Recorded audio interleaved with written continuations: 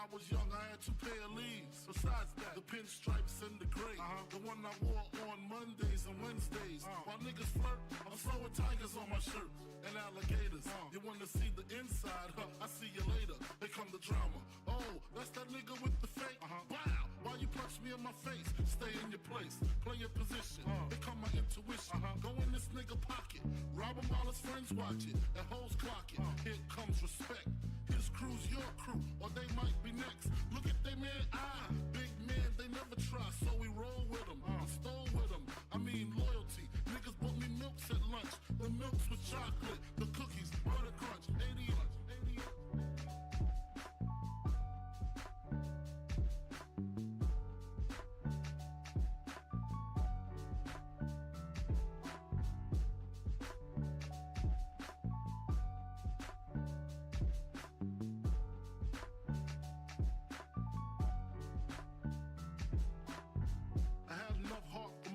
Long as I got stuff for most of them soft. Even when I was wrong, I got my point across. They depicted me the boss. Of course, my orange box cutter make the world go round. Plus I'm fucking bitches ain't my homegirls now. Start stacking, dabbled in crack, gun packing. Nickname Medina, made the scenes, took my Ninas. From gym class to English, pass off for global. The only nigga with a mobile. Can't you see like total? Getting larger in waist and taste. Ain't no telling where the spelling is heading. Just in case, keep a shell at the tip of your melon. Clear the space. Your brain was a terrible thing to waste.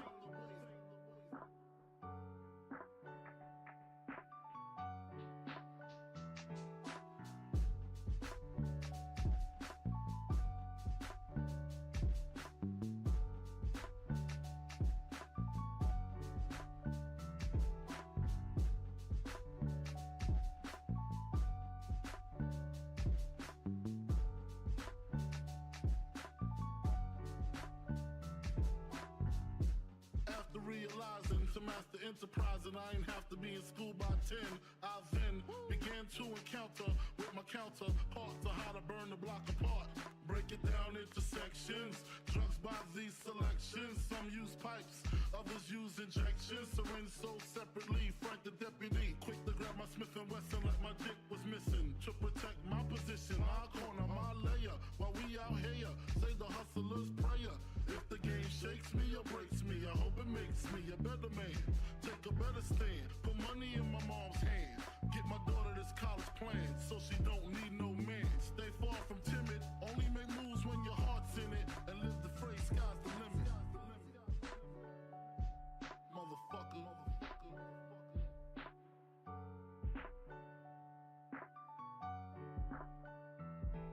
88.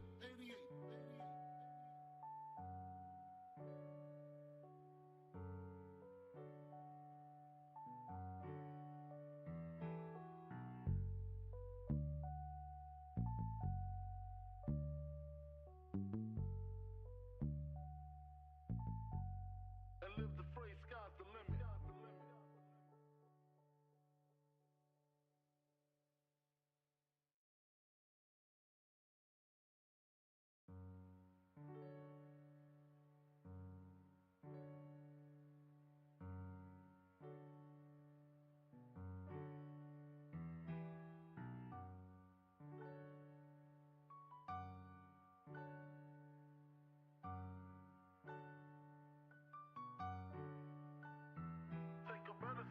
Put money in my mom's hand. Get my daughter this college plan, so she don't need no man. Stay far from timid, only make moves when your heart's in it. And live the phrase, sky's the limit.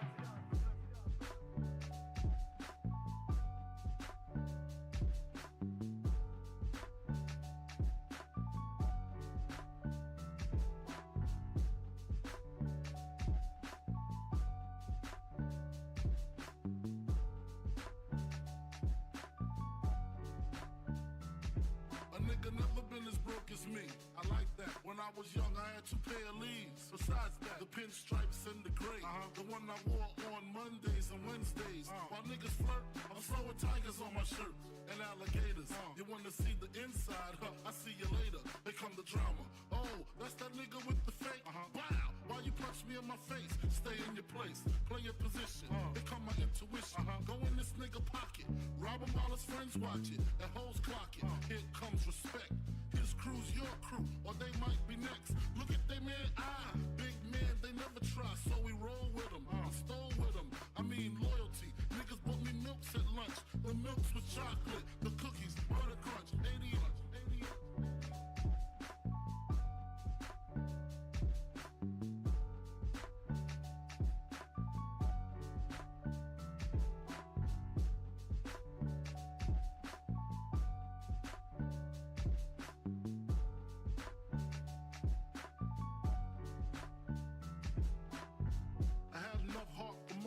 Long as I got stuff for most of them soft. Even when I was wrong, I got my point across. They depicted me the boss.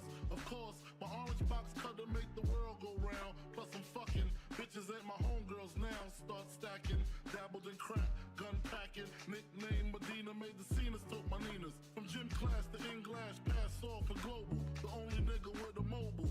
Can't you see like total? Getting larger in waist and taste. Ain't no telling where this felon is heading. Just in case, keep a shell at the tip of your melon. Clear the space. Your brain was a terrible thing to waste.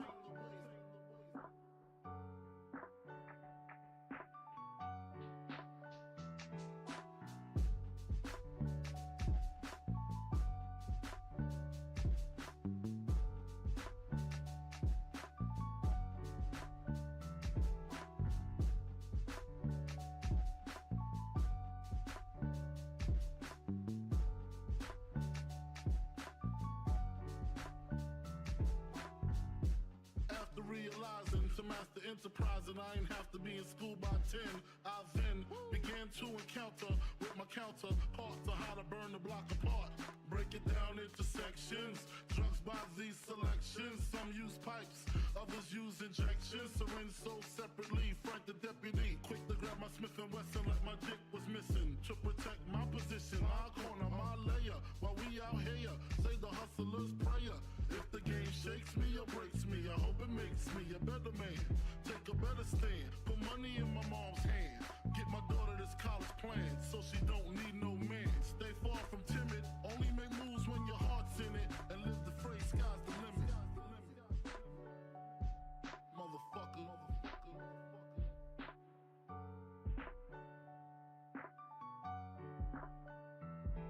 88.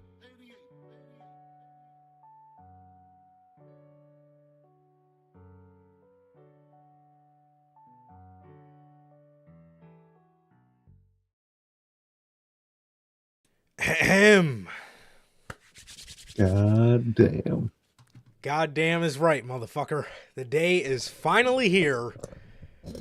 Ladies and gentlemen, welcome to your 2023 Notorious Heels Podcast Year-End Awards. Listen, man, you got all these fucking scrubs. You got all these bums. You got all these misfits. You got all these fucking bums. I think I already said that, but you got these bums in the community doing their year-end awards, man, and they all suck. They all suck. They do. So they really do. Yes, they really do.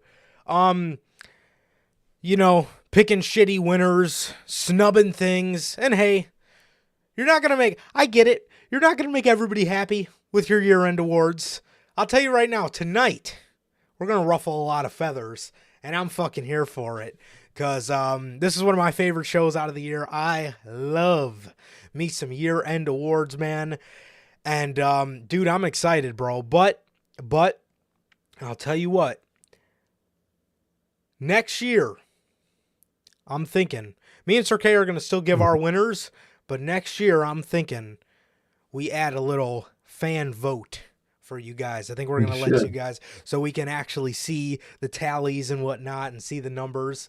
So I think next year for the 2024 year-end awards, I think that's finally going to be the year where we open up the voting. Yes. I only think it's right. You guys know we love you guys. We love what you guys have to say, and I'm excited about it, man. I'm excited about it. But we'll still give our winners. But we are going to include we'll include a fan the fan vote winner of the category. So yeah, man, we got 14 categories to go over here today with you guys, and I am so excited. I'm so excited, man. There's been so much work put into this episode as every year.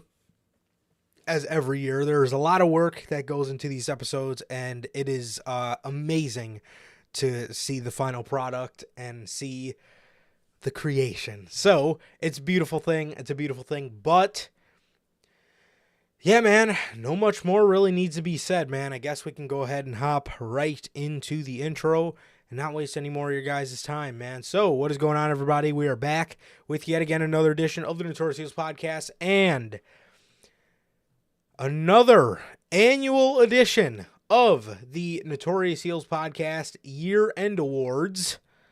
Man, like I said, one of my favorite episodes out of the year, and I'm pumped, bro. I'm pumped. So yeah, man, we're back with another annual year-end awards, man. We did...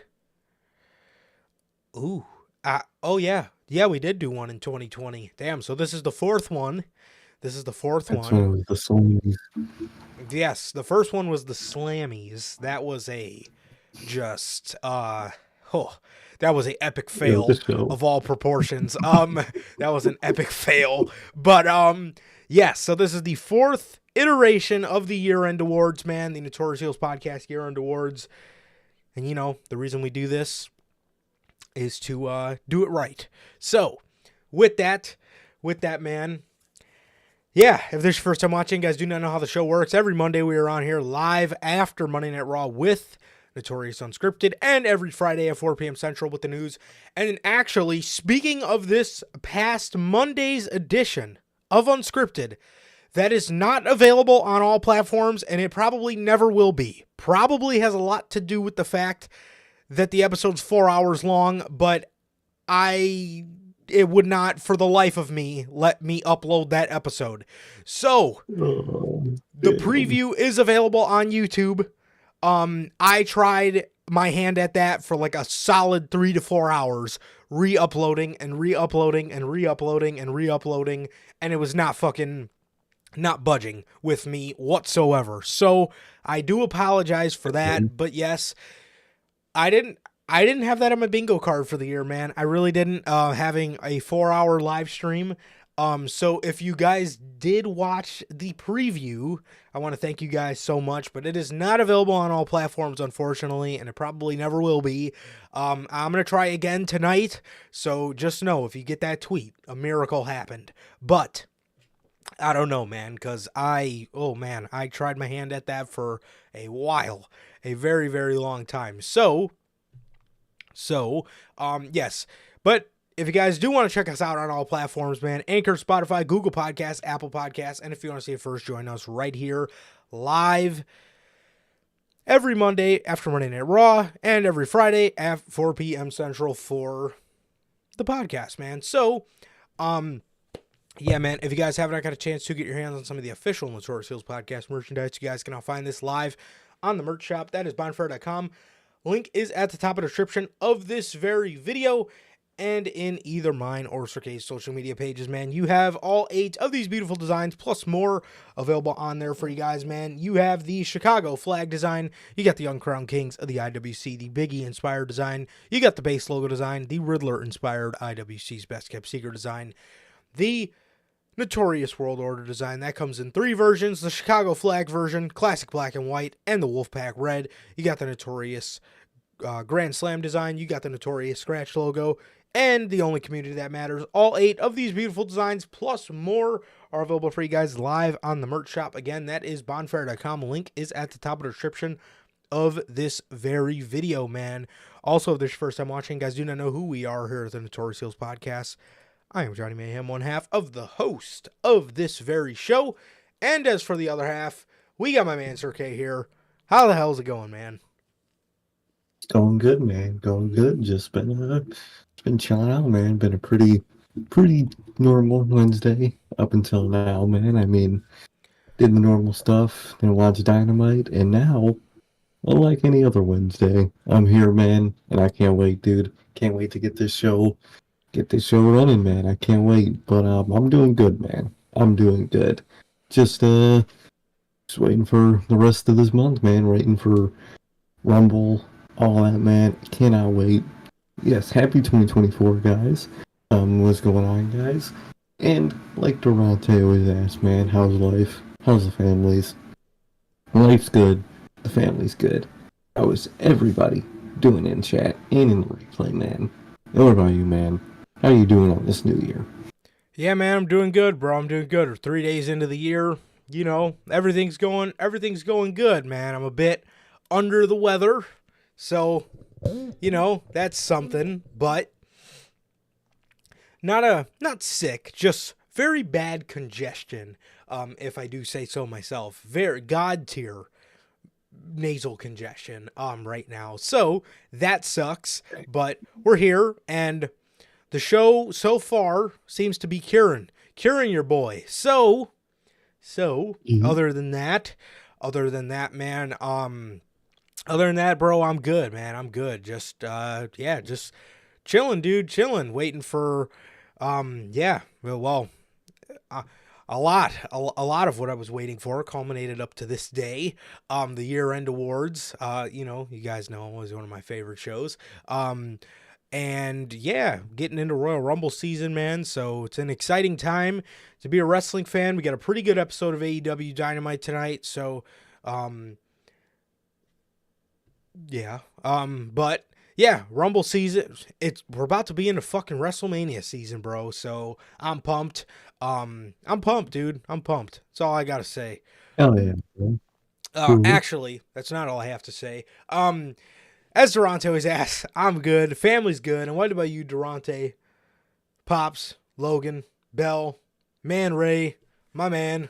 What's going on? Hey, for real, though, I want to thank everybody. I see it in the chat. I see your guys' comments. I want to thank everybody for the compliments on on how the show looks. Thank you guys so much, man. Thank you guys so much. Those couple comments right there make all of it worth it, bro. So, yeah, man. So Thank for you, real, bro. Thank you. Look phenomenal. absolutely, always, every year with this shit, I'll be doing it. So, absolutely. But yes, yeah, for real, man, for real. You guys, there it is. But You know, but yeah, man. Yeah, for real though, it really makes it all worth it. You guys make it all worth it, bro. It's why we do what we do, just to see those comments, man. So I appreciate. I really do appreciate it, man. I really do appreciate it, and you know, every year I'm coming with the heat in terms of year-end awards, man. This is I love doing this shit, bro. So as for the awards, all right, man. Here are your 14 categories we will be going over tonight, man. You have the men's, women's, tag team, faction, show, match, moment, return/debut, breakout star, letdown, failed run, worst booking decision, career resurgence, and for the special category, this year we decided to do entrance of the year, man. So, here again are your 14 categories we will be going over tonight. Most of them have honorable mentions, which we will go over those here in just a second, man. But yeah, so those are your 14 categories that we will be going over tonight. And to start you guys off, we are going to be talking about the career resurgence of the year. We'll be going over the career resurgence of the year, man. So, what is a career resurgence, you may ask? Career resurgence, maybe last year was either bad or it didn't quite go the way said nominee. It didn't quite go the way it should have, I guess. So, this year, they bounced back. They had a fantastic year. So let's start you guys off with the honorable mentions for. Wow. Okay. Stole my thunder right in the beginning of the show. Okay.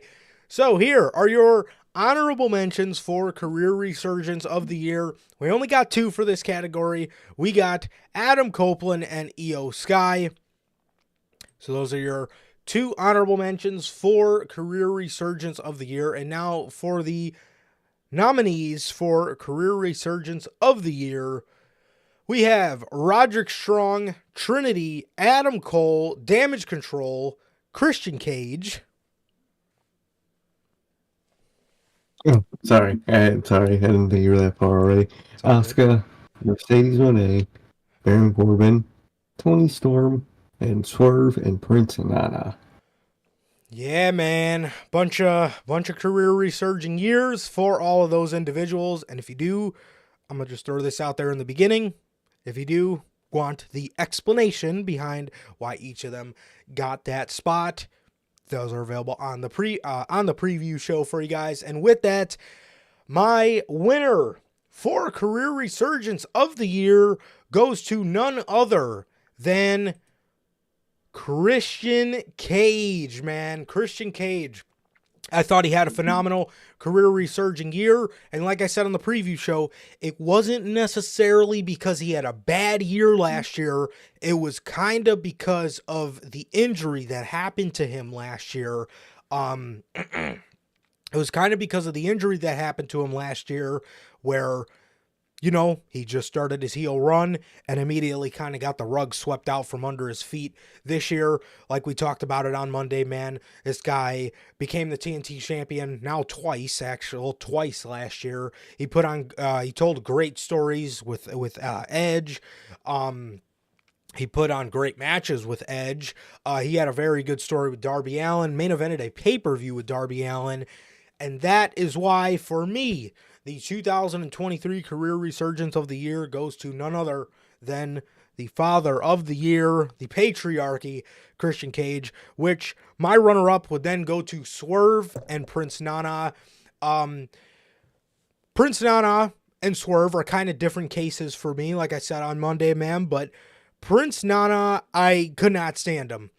He was the embodiment of ROH invading AEW television for me. And he was just some goofy guy that nobody cared about. Nobody cared to see him. Just some goofy manager that fucking Tony Khan strung along from one of his ROH factions. Fast forward to this year, this man's arguably one of the best fucking managers in the business. And then with Swerve last year had that heel turn. In the beginning of the year, this man absolutely sucked. He was running around with the Mogul Associates or whatever, those 2 big goofs. And he absolutely was the embodiment of a 2023 AEW talent. Directionless. Fast forward to the end of the year, this man's absolute world championship caliber talent. And I do think he will get that in the year 2024. So those are my winners and runner-up for career resurgence of the year. Oh, man, hell yeah. I love your winners, and I love your runner-up, and I love your winner so much because, well, I got the same one, man. My career resurgence winner of this year, man, also goes to Christian Cage. So overall, for the same reasons you do, it's not one of those that they were bad last year, but that they were so good this year. Whatever they did last year is nothing on what they did this year. You know, he did get injured last year right at the start of his heel run, so that kind of negated anything at that point. But this year, he came back early in the year, man, and he's been killing it ever since. From every feud, from every promo, every segment, love it all, man. Fucking even 2024, man, he's already starting off hot, man. So love what he's doing, man. I love the story he's got with Nick. I love the story he's definitely really has with Luchasaurus. I like what they're building up there, and he's just done great this year. I would say at this point, he might be my favorite TNT champ. He might be. He might have topped Darby at this point for my TNT champ, man. And part of his reign technically wasn't even his reign, which is the best fucking part, man. That man was so good. He wasn't even champ, and I count that as the Christian Cage run of the TNT title, man. That's how good that man is. So he has to be in my winner for career resurgence, man, for how phenomenal he is this year, man. And my runner-up is similar in feeling to yours, actually, man. I chose Damage Control for the same reason you chose Swerve and Nana, man. Dude, the comparison of Damage Control this year to last year is like night and day, man. I mean, I used to hate this faction, man. I deemed it a failure. At the beginning of this year, I said every fucking Monday night that they should break up. Booking Control, Jobber Control, they had all the fucking nicknames, man. They were doing horrible. And then this year, they built up EO, they gave the rest of them wins, and they actually built a story around this group. And look at them. They're actually great. They're the best, I would say the best part of the SmackDown Women's division is the story that they're building up with Damage Control and them eventually turning on Bayley. And I just think it's absolutely phenomenal, man. And I really love what they're doing with it.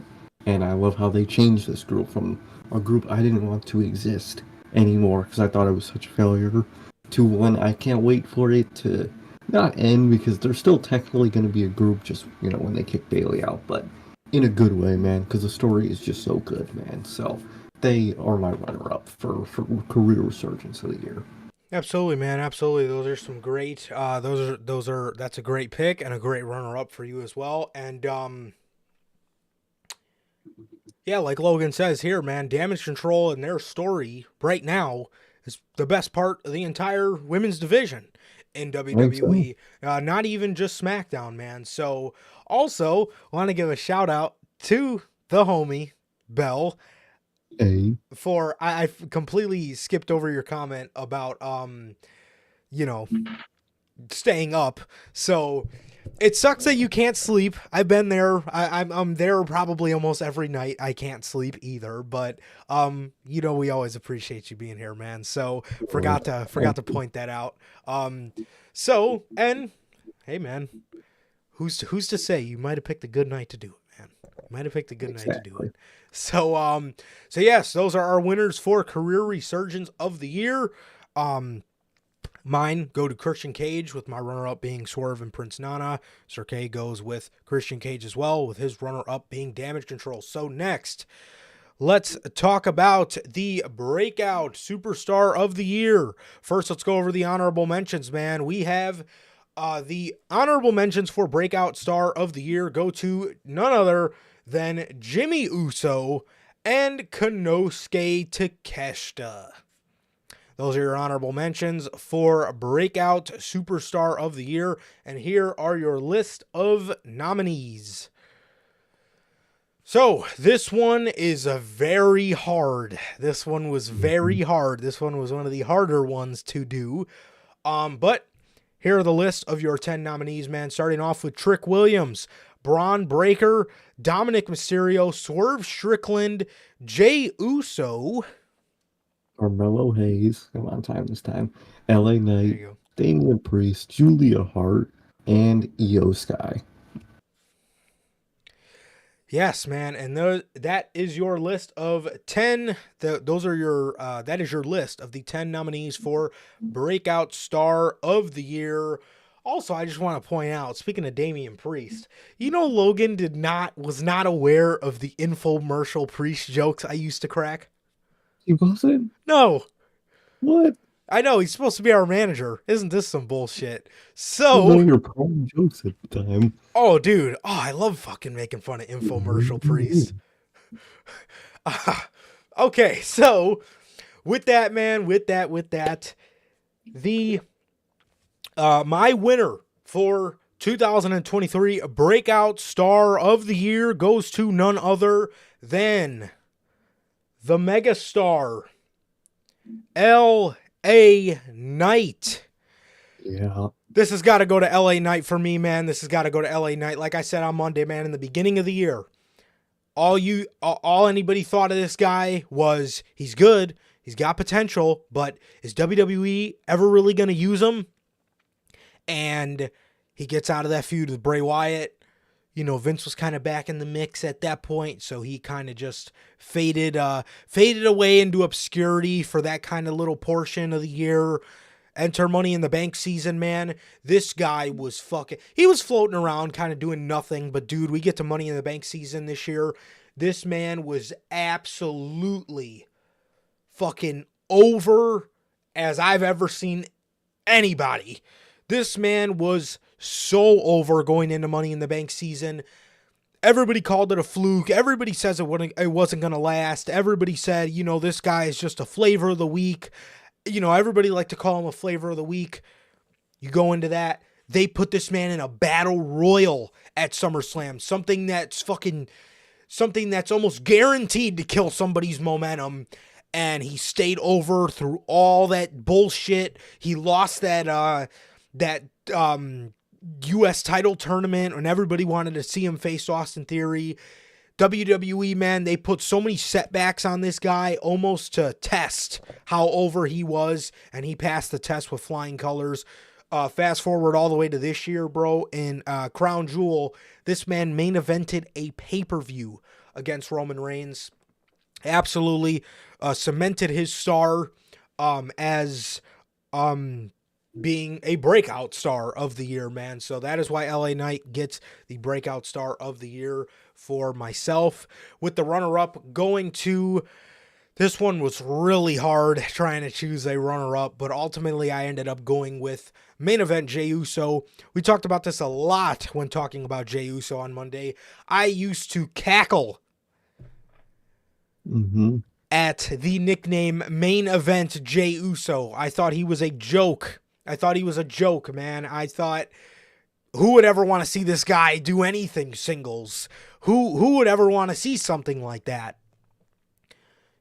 Put this man, he split from the Usos, gets put on Monday Night Raw. Let's rewind the clock when he was in a tag team. He fucking main evented WrestleMania this year, told one of the best stories ever, in my opinion, with the Sammy and the Bloodline and KO and Cody and all those people involved. Told one of the best stories ever. Main evented WrestleMania, main evented SummerSlam. Absolutely, no doubt about it. Jey Uso, runner-up for Breakout Star of the Year. He made himself undeniable, bro. He made main event Jey Uso work. Definitely, man. Definitely. And my winner, and runner-up, actually, I'm just saying. Well, my winner also goes to LA Knight, man. I mean, dog. This man went from being in a modeling agent fucking gimmick last year to, regain his name, LA Knight, and whatnot. And then this year starts a feud with Wyatt. He's the breakout of that feud, man. We were saying it at the time too. He was the breakout star of that feud. He was the star of that feud, and he was phenomenal. Yep. And then summer hits. We all want him to be Mr. Money in the Bank, and he doesn't win it. And that just, in a way, increased his star power and overness even more, because what WWE, even because, it was Vince running that shit at the time, what he never understood is when fans like somebody and you don't have them win stuff, we're gonna like them more, not less. Don't know how he never understood that. Yeah. But if you want us to hate the man, just randomly shove him down our throats crazy, and we might not be as over. But no, he did the opposite, and look at him.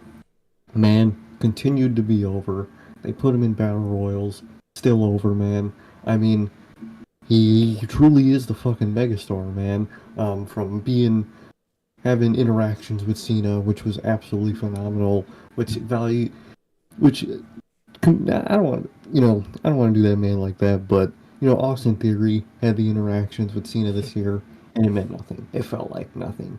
LA Knight did, and it felt awesome. It felt phenomenal, and that's just the difference in star power between the two, man. And I just think he absolutely broke out this year, and he's one of the best they got. He's one of the most over they got, and I cannot wait to see his 2024, man. And my runner-up is actually also the same on this one, man. Jey Uso, man. I remember all the jokes that we used to make about Jey Uso, that he was the pit bull of the bloodline, man, the rabid dog that would just be Oh, sicking on everybody when he would fucking just hop up and be, he was, I'm gonna get him, ooh, sweet. And he made fun of that so fucking much, man. Because I genuinely thought at the time, like, he's a tag team guy through and through. He won't be singles, not with that main event stuff. And then this year starts that stuff with the bloodline, that's the Sami Zayn stuff, man. And as that evolves, I'm like, damn, this man's good. He's like the best part of the story, man. Him and Sami are like the ones in the story.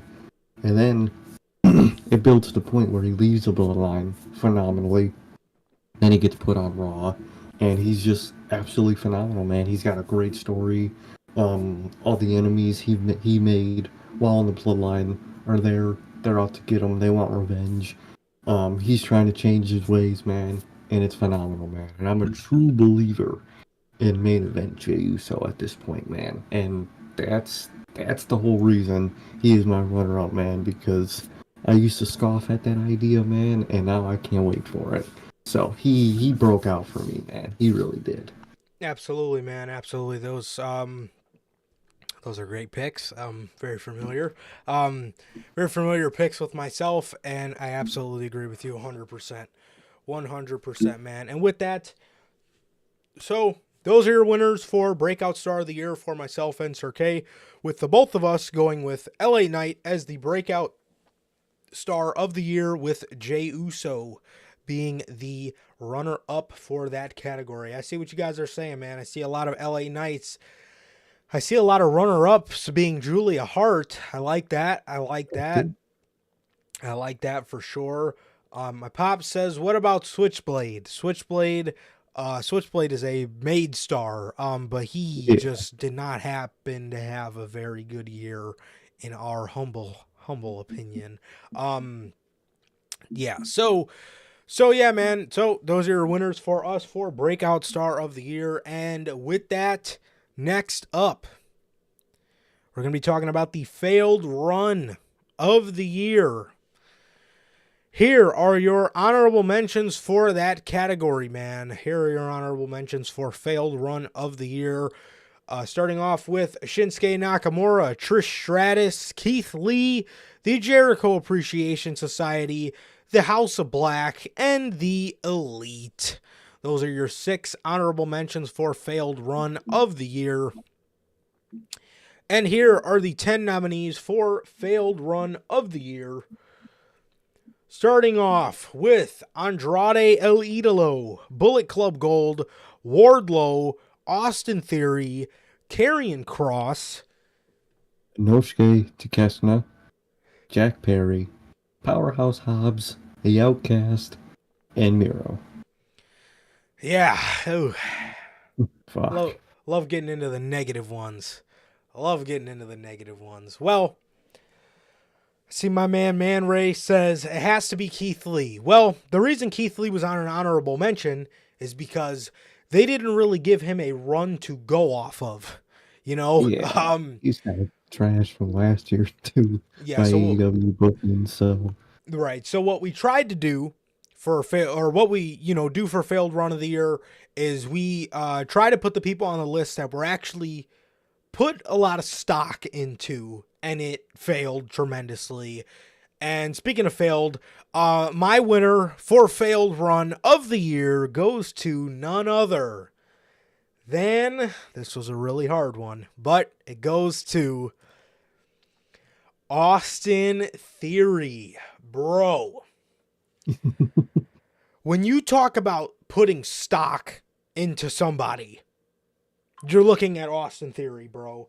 I mean, this man, Austin Theory, won the Elimination Chamber against 6 other competitors, which are, or with 5 other competitors, which all 5 of them I would have rather seen walk into WrestleMania as United States champion. And the fucking cherry on top of the cake with Austin Theory, he had a feud and a match with the GOAT, John Cena, for the U.S. Championship at WrestleMania. He beat John Cena at WrestleMania and went on to become Mr. Irrelevant for the rest of the year. And another reason why this run failed so much is because he carried the United States Championship through the summer. I couldn't tell you not one fucking thing he did during the summer. All I remember is getting to SummerSlam season.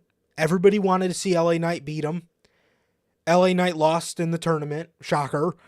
And Austin Theory ended up losing his 300 or 200 or whatever day reign it was to fucking Rey Mysterio. Elevated nobody, not even himself. What an and I want to reiterate, I think Austin Theory has a lot of potential. I'm not saying he sucks. I'm saying the run he went on this year was an absolute failure of all failures. And what they did wrong with Austin Theory, and I fucking knew they would do it, and I told them not to do it. When they first turned him heel, he had some aggression behind him. And I said, when that happened, if you turn him back to cocky Austin Theory, it's going to fall flat. That's exactly what they did, and it fell flat. I was right. I was fucking right. With my runner-up going to Jack Perry. Why was this a failed run, you may ask? Why? It was a failed run because Jungle Boy still had gas in the tank. Jungle Boy still had some, like I said, he still had some gas in the tank. There was still more for Jungle Boy to do. There was still more struggle for him to go through. He had a match with Dookie. We were there for. Crowd booed the shit out of him. And ever since then, everybody was like, oh, Jungle Boy looked pissed at the audience. They got to turn him heel. So what does that fucking money mark Tony Khan go and do? He turns him heel later that week at Forbidden Door.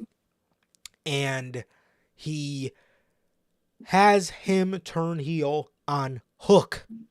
And the big quest for gold storyline that Jack Perry should have went on culminated with an FTW championship win. The most irrelevant of irrelevant championships.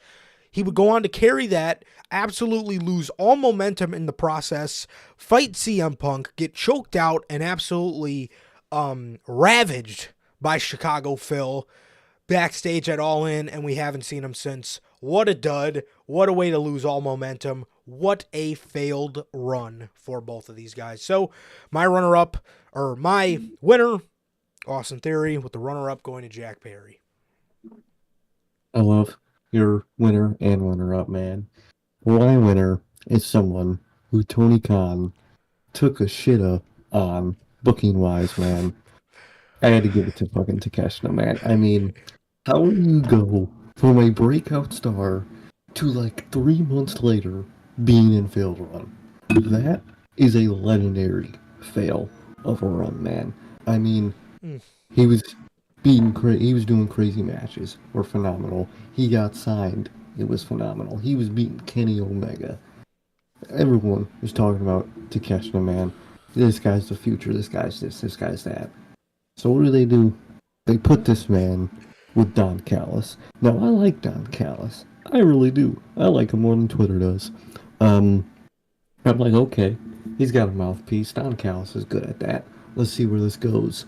And Tony Khan does a classic Tony Khan and not only adds fucking 3-4 other people to that same group that became a group, but we just rarely see Takeshita from that point to the point of complete irrelevancy until literally the last like 2 weeks of 2023 where we started to see this man again. It was horrible in terms of rise to absolute fall because we didn't even fucking see the guy, man. So much potential, like Logan said in the comments, man. He should have had world title matches. He should have had a mid-card title this year, man, and he didn't. And that was a big fail from Tony Khan, man. Hopefully 2024 is better on this man. I think it will. I actually am excited for Monday to talk about that for tonight, man. Looks a little promising for this man, but knowing Tony Khan, I'm not gonna get my hopes up, man, because he is my winner for failed run of the year, man. And my runner-up for failed run of the year is the L's themselves, the Outcasts. Dog. They the earlier half of this year, that AEW Women's division was actually interesting and intriguing, and I thought it was I thought it was going, man. You had fucking had all those Britt and Jamie Hayter teases. Jamie was champ. It was going well, man. Then they got Soraya, and I was like, okay, look at this, man. They're building themselves up. Look at what they got going on here, man. And then, and they started the group, the Outcasts, a bunch of fucking early 2000s mean girls who are fucking walking around. Hmm? Oh, I said, You yep. say? No. Oh, fucking walking around, fucking putting L's on their forehead like it's fucking High School Musical, spray painting L's on everything, people included, and just fucking stinking up the place, man. I mean, the name was lame. What were we calling them at first? The freelancers. Freelancers, man. Yeah. They were like, it was just a horrible ass group, and they built this the whole summer of that women's division around these AEW invaders and the AEW original women, and they literally just didn't do it. They just gave up on it. Tony fucking just up and left the group all randomly. I didn't know it was still going on until tonight, if anything. Outcast completely killed their women's division this year. That mix of Soraya, not only her being the world champ, but her just. I had so much hope when she came in, but man, that shit is not. It might have been more valuable to keep her away, man. At this point, fucking trapped Ruby in another fucking purgatory over here, and I am so glad that Tony Storm was able to escape this group because they were my runner-up for failed run of the year, man. So that was my winner and runner-up. Takeshna, Outcast, man, horrible, horrible to see. Yes, they did have some drastic downfalls, and now it seems that they've replaced Tony Storm with Harley Cameron. Holy shit. Huh. Man. Yeah, those are great picks, bro. Those are great picks for failed run and the runner-up for failed run of the year. And, yeah. Wow. Horrible years for them. So, yeah, man, those, so again, my winner for failed run of the year goes to Austin Theory with the runner-up being Jack Perry, and Sir K's goes to Konosuke Takeshita and the Outcast for his runner-up, man. So, yeah, man, yeah, I absolutely love Bell's comment, the daughters of LWO and the Bellas. I'm telling you. Yes, and now that you said that, they almost remind me of that Bella faction when fucking WWE had their little run with women's factions. It was like Team Bad, Team PCB, and Team Bella. Oh, what a fucking mess. It was horrible, man. So, yeah, man. So those are your winners. Mine is RK's winners for the failed run of the year. Let me see what you guys are saying. Jack Perry. Got a Jack Perry.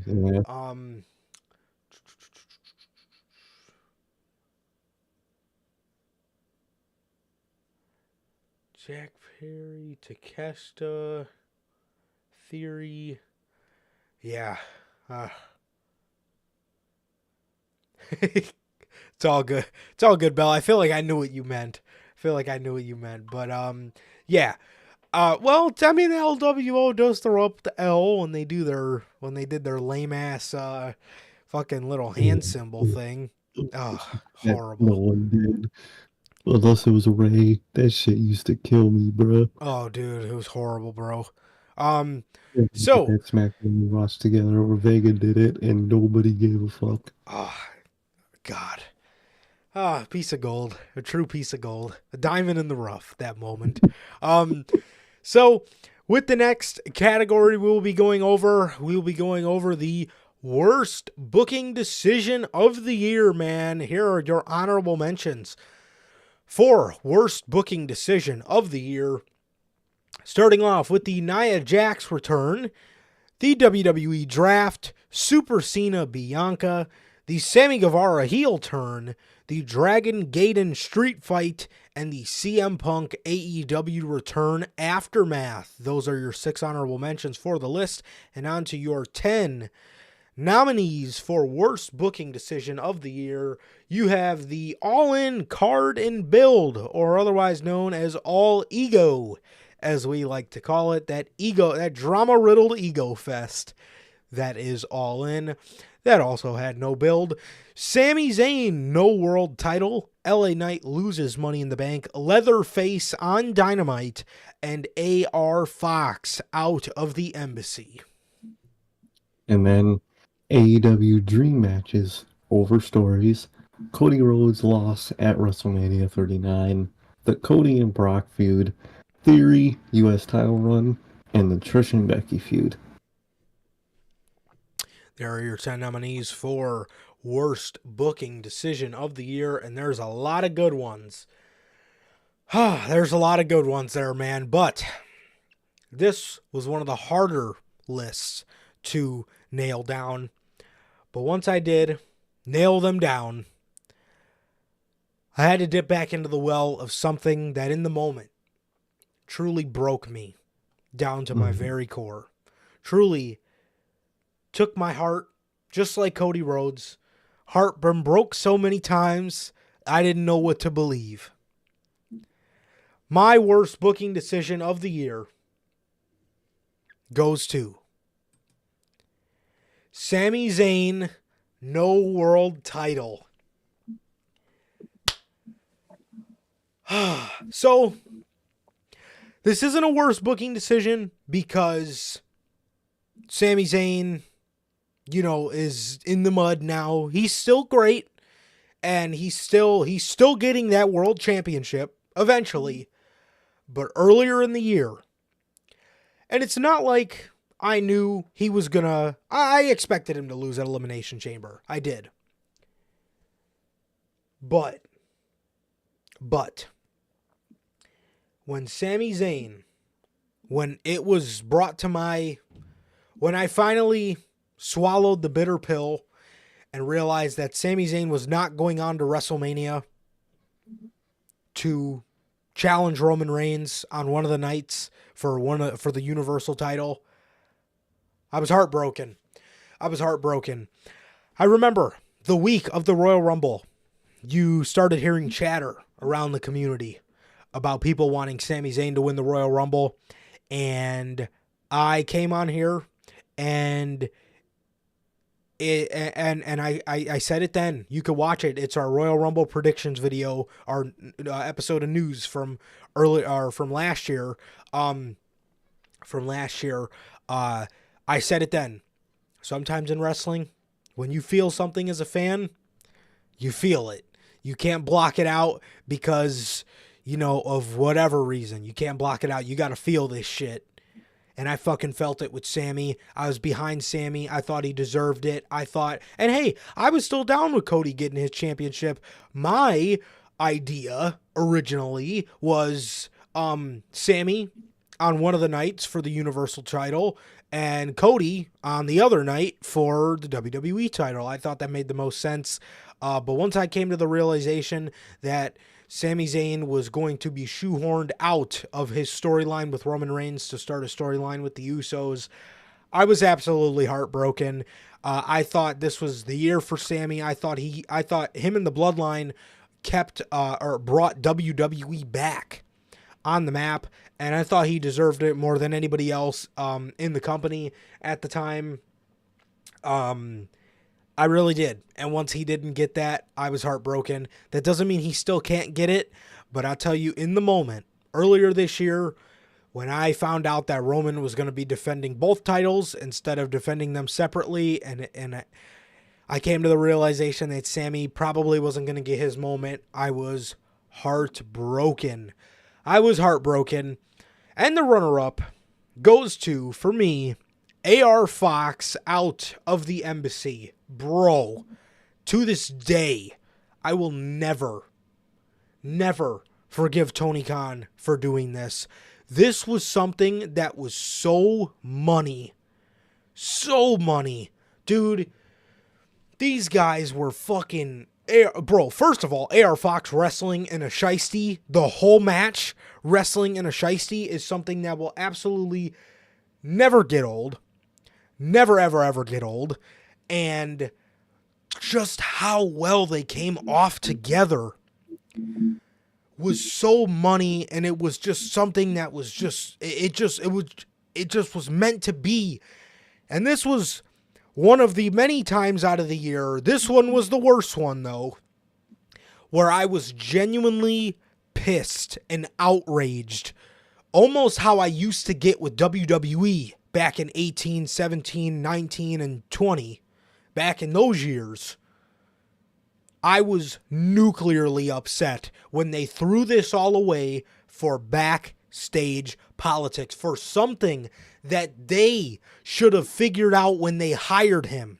So if you guys don't know, AR Fox got kicked out of the Mogul Embassy as a punishment for not telling management he couldn't fly to London for All In. That is shit they should have fucking figured out when they hired him. Complete bullshit, and they ruined such a good act because of it. And now what is AR Fox doing? The last thing we seen him doing was getting squashed to Wardlow. Congratulations, Tony. You left a fuck ton of money on the table, and I'll never fucking forgive you for it. Easily runner-up for worst booking decision of the year for me. Definitely, man. Definitely. I respect those. Respect the hell out of those. My winner for worst booking decision of the year, man. AEW dream matches over storylines. And just the general idea of the lack of stories this year, man. I mean, so many times throughout the year, man, where it's just, let's put these two people in a match because the fans want it. Let's sign this person because they had a good match and Twitter wants me to sign them. Where's this fucking story, man? You've given up on so many stories this year because of egos and because of politics and just because of general incompetence. It ruined so many stories this year. I mean, look at this year. Who was the most recent one I can think of? The Andrade in House of Black story. You have Andrade get in a feud with the House of Black, and he never faces Malachi Black in a singles match because the story ended up going to Buddy Murphy. Like, it's just examples like that where it's just, they just do matches every week. That's another thing, Logan. They had a lot of ideas, a lot of starts to good stories, and they just never continued them, man. They just completely gave up on stories for a good chunk of the fucking year, man, where they just didn't prioritize them. And they would give those little hints of a story or little mentions of a story, and that was enough for Twitter to you know, accept that, oh, what do you mean they're not telling stories? They mentioned this little fact in their match. That's the story. That's not a story, man. You got stories like the one that's continuing in 2024. Hangman Swerve. That, it's a story, man. That's really cool. That's the shit I want to see. The Adam Cole and MJF stuff. That's the shit we want to see, man. Not fucking... Just look at the images that this man put together. I mean, MJF and Kenny Omega. You don't know why that match happened? Because Tony Khan, fucking a week beforehand, realized, oh shit, he's about to beat Kenny's record for that AEW title. Let me throw them together before it's too late. And instead of planning it out ahead and planning before that, for several weeks beforehand, to set up a little mini story for those two, so MJF can beat him in that, you know, length of a reign. That's just another example. Look at these other ones, man. Kenny and Vikingo, just random fucking matches for no reason. Samoa Joe and Keith Lee. I don't even remember that happening. Oh, you know what? I do. Because it was one of the worst booking decisions of a Dynamite they went with this year. That shit was horrible. Just so many instances this year of just doing matches and just not enhancing the story, not telling the story, not continuing the long-term story when this is what that company was built on. Really grinding my gears this year, man, and it was just horrible of the booking of AEW, man. Speaking of horrible booking of AEW, man, my runner-up, All Ego, man, All In. I put it in here, man, because it was supposed to be the show of the year, man. It should have been. It should have been CM Punk, Hangman Page, or CM versus the Elite, some variation of that in a genuine way. Didn't get it because of egos, man. I mean, and just the general card as a fucking whole. AR Fox, you just mentioned the AR Fox stuff. They couldn't go to Wembley, so that's what they did. Their egos got in the way. As a booker, Tony Khan should have dealt with that months beforehand when you know you're going to an international show. But he didn't. I mean, that card should have been absolutely fucking grand, and it just wasn't. It was one of the most basic AEW pay-per-views I've ever watched, and it shouldn't have been. It should have been 2021 all-out levels of hype and success, and it wasn't to me, man. It really wasn't. I think it failed in that job specifically, man. We didn't get so many matches that we should have got. It was not built up the way it should have been built up. And I don't think the pay-per-view was bad, but it wasn't what it should have been. It was all ego instead of all in, man. And that's why it's my runner-up, man. And those are my winner for runner-up. And, well, those are my winner AEW Dream Matches Over Stories and my runner-up, the all-in or all-ego card and build. Absolutely, man. Those are two fantastic. Two fantastic winners.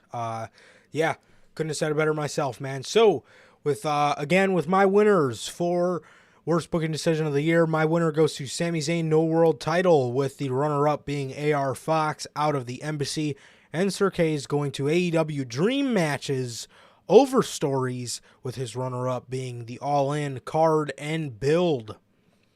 So, those are your winners for worst booking decision of the year, man. Also, next up, letdown. Letdown of the year, man. Let's go over the honorable mentions for this category. Here are your honorable mentions for letdown of the year, man. The undisputed title design. The unveiling of the new undisputed WWE Universal Championship. King of the Ring being canceled. No Arcade Bro reunion or Arcade Bro interaction after the return of Randy Orton because of Matt Riddle being fired. And Jeff Hardy in AEW, man. So those are your honorable mentions for letdown of the year. And here are your list of the 10 nominees for letdown of the year. First up, man, we got the Raw after WrestleMania No Hurt Business reunion, AEW soft roster split ending, the Jack Perry heel turn, AEW's reputation. No CMFTR versus the Elite, the Wardlow return, Sami Zayn getting the tag titles instead of world title at WrestleMania, CM Punk being fired from AEW, and Jay White in AEW. Absolutely, man. Absolutely. Those are your 10 nominees for letdown of the year. Whew. This one, honestly, out of all the lists, this one was the hardest. This one was the hardest to track down just one, and then give one to a runner-up. Hard. Very, very hard. So with that, my winner for letdown of the year goes to none other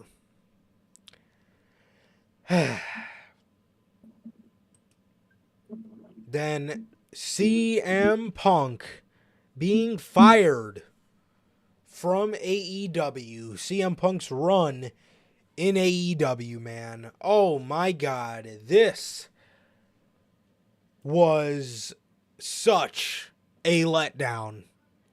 CM Punk in AEW was supposed to be everything that it was supposed to be. It was just supposed to be the place for him. AEW was supposed to be the place for him. I thought he was going to be in AEW for years to come. He's always been the anti-WWE guy. And I never really thought WWE would be the place for him. I thought he was going to come into AEW, and I thought that he was going to just be at home. And it was everything but that. It was everything but that. In terms of what he did on screen, it was perfect. It was perfect for him. But in terms of the stuff backstage, man, every time we would hear a new story about CM Punk, it just, as a fan of CM Punk, it frustrates you. It frustrates you because you knew what that run could have been. You knew that man could have had one of the most legendary runs in AEW if they just had some fucking structure in their management. But they didn't. And we got to a point where it was too late. And Tony didn't know what the fuck to do. Punk wanted out. So Tony assembled, not the Avengers, but the disciplinary committee, which is about as close to the Avengers as you possibly get. And they fired CM Punk. Tony Khan ultimately made the decision to fire CM Punk. And God, like I said, man, this was supposed to be a fairy tale ending for CM Punk's career. And the fairy tale ended a lot sooner than I think anybody expected, because within 2 years of signing with AEW, he was fired from the company, and it was such a huge letdown.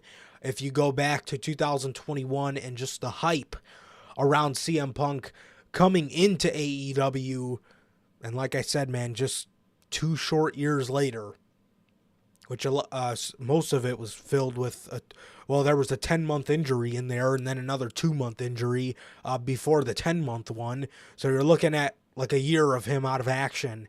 So we really only got to see, content-wise, about a full calendar year of CM Punk in AEW, and he was out the door, and I know that's what he wanted, and I guess for him, that was the right call, but Tony Khan should have absolutely handled that situation better. He should have never let any of that escalate to where it escalated to, and CM Punk was out of the company, man, before we even knew it, and it was a sad thing to see. It was a sad thing to see, like I said, man, because you know what that run could have been, and that run just didn't turn out how we all wanted it to, man.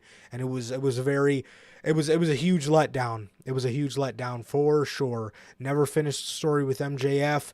Never even got to tell half of the stories that people wanted him to fucking tell in the first place. So it did suck, but I think for CM Punk it was the best thing, and I think we're seeing that at least so far. And my runner-up goes to AEW's reputation, man. Yes, that's right. NDA EW. This man, Tony Khan, instead of fixing problems, just decided to have everybody sign NDAs and keep hush-hush about everything, and nothing got fixed. This year, I thought was going to be a pretty good year for AEW. I did. And what we ended up getting was a year filled with more drama, a year filled with Tony Khan letting people wrestle injured, Tony Khan letting his wrestlers go out there on painkillers. It was a fucking mess. You've seen Tony Khan's production fail multiple times over this year. You've seen Tony Khan make an ass out of himself on social media this year on multiple occasions that really made AEW look like a pissant company. Those are just some of the reasons why, for me, the reputation of AEW, from where they were in 2021, they were the cool company. They were the super indie. They were almost the super NXT Black and Gold, if you will. You built that all up, and in 2023, a lot of that came crumbling down. Not all of it, but a lot of it. And that is my reason for why AEW's reputation wins my runner-up, and CM Punk being fired from All Elite Wrestling wins my letdown of the year for 2023. Definitely, man. And I have the same, man. My winner for letdown of the year, man. CM Punk in AEW. I mean, come on. This was supposed to be the place. He built this place with the pipe bomb, and then it was made. He was friends with the Elite for years. They would always talk about their friendship with CM Punk on those fucking BT interview episodes, man.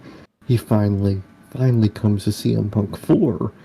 And this is the best part. This is why these two go hand in hand so well. He came into AEW because of their reputation and how they handle things in that backstage environment. Yep. He comes in, man, and it's fire. That man was going crazy on TV.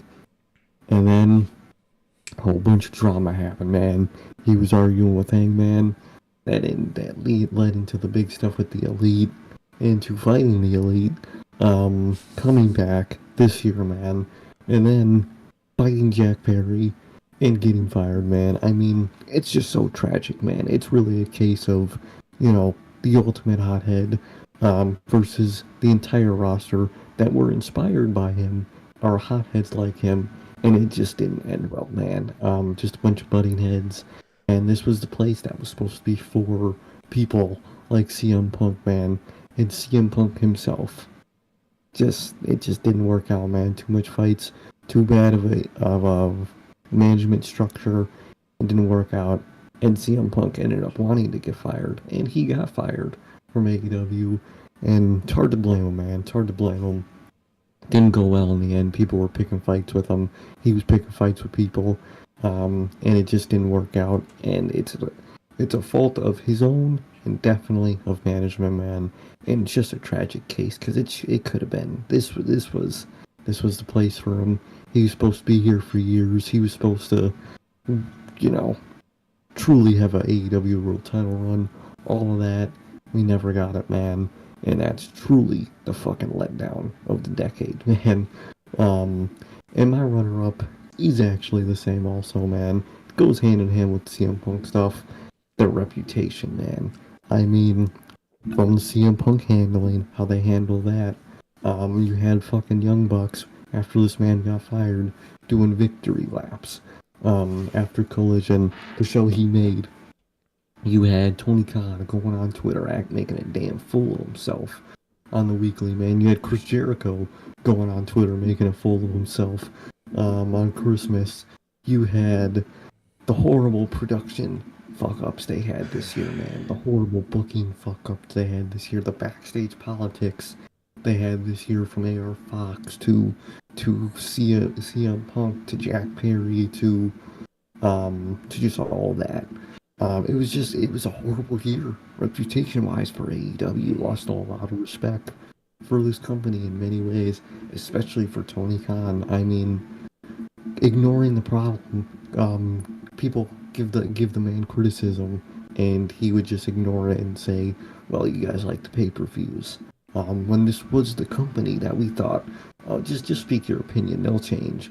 Apparently not, man. Apparently not. This was the company we thought were the good guys. They're not gonna do none of that shit, that we watch in Dark Side of the Ring, man. They're not gonna push the wrestlers like that. All this year, man, pushing Daniel Bryan, or Bryan Danielson, pushing MJF, making people wrestle hurt. It's been constant this year, and I lost a lot of respect for AEW and Tony Khan this year. The way they handled everything backstage, from the drama to the injuries to television, it just was not a good year for reputation, and I lost a lot of respect for AEW this year, man. I really did. That's why that's my runner-up, and CM Punk leaving this company because of said reputation is my winner for letdown of the year. You know, I'm glad you mentioned AR Fox, but another thing I wanted to mention too was this was the year they did their little AEW All Access stunt where they fucking had everybody on the show go out there and fucking verbally bury Thunder Rosa on the show. Yeah. That was this year. And I talk about this a lot, and I'm glad you mentioned it because we were just talking about AR Fox in the last category, but I said it the whole entire year. What AEW does AR Fox get punished for the most for not being able to make one show? He gets punished and gets his whole act ripped from him. And that's not AEW. That's not what AEW. Yes, exactly my point. And that is why CM Punk that's why AEW's reputation is my runner-up, and CM Punk being fired from AEW wins my 2023 letdown of the year, and the same for Sir K as well. So, with the next category, return/debut of the year, here are your honorable mentions for return/debut of the year, with your honorable mentions going to Jay White from Dynamite April the 5th, Mark Briscoe from Dynamite, January 25th, Johnny Gargano from Monday Night Raw on October the 2nd, and Kota Ibushi from Dynamite Blood and Guts on July 19th. Those are your honorable mentions for return/debut of the year. And as for your actual 10 nominees for return of the year, Drew McIntyre from Money in the Bank, CM Punk from Survivor Series, Asuka from the Royal Rumble, Mercedes Moné from Wrestle Kingdom 17, Randy Orton from Survivor Series, Roderick Strong, Dynamite 426 man, Adam Cole, Dynamite, well, the first of the 11th man, Adam Cope, Wrestle Dream, CM Punk on Collision, on that opening debut episode of Collision, and Kari Sane at Crown Jewel. Yeah, man. A lot of great returns this year, man. A lot of great returns. And those are your 10 nominees for return and debut of the year, return/debut of the year. Yeah, man. Hey, sometimes you got to get into the negative stuff. Sometimes that's where the bread and butter is. All right, man. So, with that,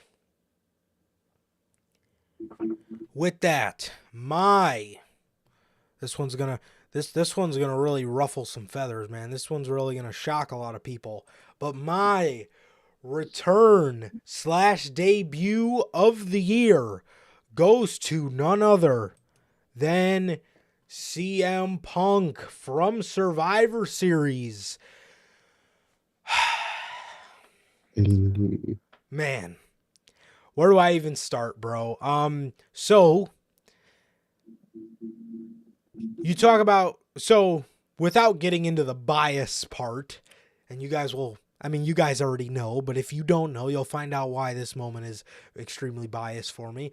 CM Punk coming back to WWE was always a cool fantasy that everybody thought of anyway. But you mix that in with the show being in Chicago, us being there, that mixed with the weekend of seeing Logan and just the amazing weekend that was, and the climax that day. If you guys did not watch the Survivor Series review, when we were driving there, everybody in the car was like, we're seeing him. We're seeing CM Punk tonight. But then about halfway through the show, there was doubt casted over all of us. All of us were like, okay, all right, they're probably going to save him for the Rumble. It'll be okay. We're all singing Cody Rhodes' theme song as the show's about to go off the air, and we hear the fucking scratch. The double scratch that is the intro to Cult of Fucking Personality. I watch the video back on my phone all the time. I got the picture frame of all of us right here. It was absolutely one of the best weekends of my life, culminated by one of the best wrestling moments I've ever seen live. And just what an amazing weekend. What an outstanding moment. What an outstanding return. What an outstanding return, man. And my runner-up, my runner-up goes to none other than CM Punk from Collision on June 17th, the debut episode of Collision. All right, we're getting into another, so without the bias part first, CM Punk, was gone. He was gone from AEW. Yes, he was gone from AEW. No, Logan, don't cut the picture. Do not cut the picture. It will fit. Trust me. Yeah, it fits. It's just a bitch to get in there, man. Yeah, it really It's is. really slowly. Mine's a little bent, but that's okay because I'm not that patient. Mine's not, but it just takes a while. Do not cut the picture. Yes. So CM Punk, we didn't even know if he was going to come back to AEW. We didn't know if he was going to come back to AEW. Dak started his podcast, started vouching for the man to come back. They announced Collision. Collision happened to be the day before Father's Day. So usually, I go to the show with my boys, but this presented a really fun opportunity to go with my pops the day before Father's Day. He's a huge CM Punk guy. I'm obviously a huge CM Punk guy, if you can't tell by what's behind me. I'm a huge CM Punk guy, so it's kind of just it was kind of just we're both CM Punk guys, so when the music hit, it was a fucking awesome moment getting to sing Cult of Personality again, and then sitting in the audience for that promo was amazing. As I described it on Monday, it was like that man was coming back into a war zone in AEW, and he was fucking owning it. He was owning it. He came off so cool in that promo. The return of CM Punk to All Elite Wrestling was such an awesome moment. And it was, like I said, for the sentimental value of it, I got to spend it with my dad the day before Father's Day, and it was just a really cool moment to share with him. It was fucking awesome, man. So both of these have very, very, very sentimental value for myself, and that is why CM Punk gets both the winner and the runner-up for my return/debut of the year from Survivor Series and the debut episode of Collision. Hell yeah, man. And my winner for return or debut of the year, man, with 100% bias from my part, CM Punk Survivor Series War Games, man. I mean, dog. Even without the bias, like you said, it's the CM Punk return to WWE. That's top tier in it fucking self, man. Waited almost 10 years for that moment, and it happened, man. And not only did it happen, we were there. Not only for me and you there, our boys were there. Our specific boy, Manager Logan, was there with us. That was years in the making also. Yes. Everything from that weekend, bro, culminated into that fucking moment. And it was fucking worth it to a goddamn T, man. I will say this fact. Every time I mention this debut, I damn near twisted my ankle turning over when that fucking music hit, man. I was looking at Cody, not expecting it at that point at all. Well, I was expecting it was going to happen, but not. I thought they were going to, end Cody's song, tease it, got quiet, hit his theme. Nope. They just hit that shit, bro. I turned around, almost twist my ankle. Goated moment. Phenomenal moment. And it's about to produce probably the most interesting WrestleMania in decades, man. I'm excited, dude. I was pumped. I was living off that high for like a week, man. Still am. And it is just the moment. The return, bro. That was the easily my return of the fucking year. And my runner-up is not CM Punk personally. My runner-up is Adam Cole from Dynamite, the first of the 11th man. I mean, that man was gone for what, 7, 8 months at that point? Yeah. Long ass injury, man. And it was pretty shocking. It was. But it was really that promo that he gave when he fucking came back, man. That just was absolutely phenomenal, man. Just poured his heart out. Talked about almost having to retire, man. Talking about all the pain and just suffering he was going through, man, after that injury. And the fact that he came back in the lineup, man. I have really bad news for everybody in the back because I'm cleared. That shit was absolutely phenomenal, man. And although after that he would get into a feud with Boring Cassidy, um, other than that, I think after that, in the later half of the year, when he started the MJF stuff, it ended up being phenomenal, man. So I had a pretty solid year, and that debut was just absolutely awesome for me, man. And I just love how heartfelt that was, man. I really, really do, man. But that's my runner-up, and of course, the obvious CM Punk is my winner for Return of the Year, man. Absolutely. You know, I forgot another part of the mental hurdle that was the CM Punk return. I was doubting myself in the middle to end of the show, but then there was that moment where the War Games match ended and there was still fucking 15 minutes left on the show. Oh, yeah. And I feel like that's when we all kind of started anticipating it. So I forgot to mention that part as well. And then, I put my phone down, but then Logan told me dude, you should probably keep your phone on record. And I was like, oh, sure. Or I was like, yeah, you're probably right. And then 40 seconds later, man, the fucking music hit. Another thing I remember from that night, I don't know if it, no, it was that night, when they played that little, promo package for the War Games matches, and they used the fucking speech, the MLK speech, that's the fucking You mean the intro. JFK? The JFK. I think, as I know, there's an MLK speech in his song too. I think I don't know if it's at the end, but I know that it's in there. Mm-hmm. But the JFK speech, that's in Cult of Personality, bro. That shit was hitting, bro. That shit gave me goosebumps. No, it really did. It really did, man. So, my return / debut of the year for 2023 go to 2 returns. One to WWE, one to AEW that hold very, very sentimental value to me. That is CM Punk from Survivor Series and CM Punk from the debut episode of Collision on June the 17th. And Sir K's goes to CM Punk from Survivor Series and Adam Cole from Dynamite on January the 11th. So, those are your winners from the both of us for return / debut of the year. Now moving on to the entrance of the year. Here are your honorable mentions for entrance of the year.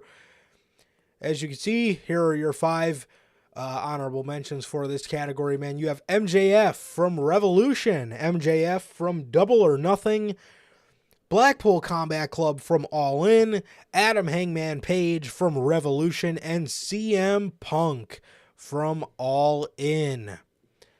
Moving on to your 10 nominees for entrance of the year.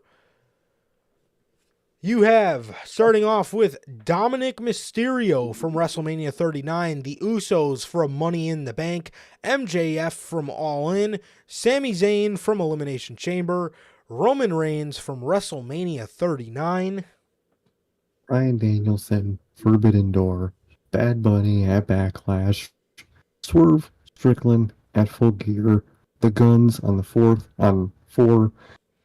Dynamite, and Jey Uso at Survivor Series War Games.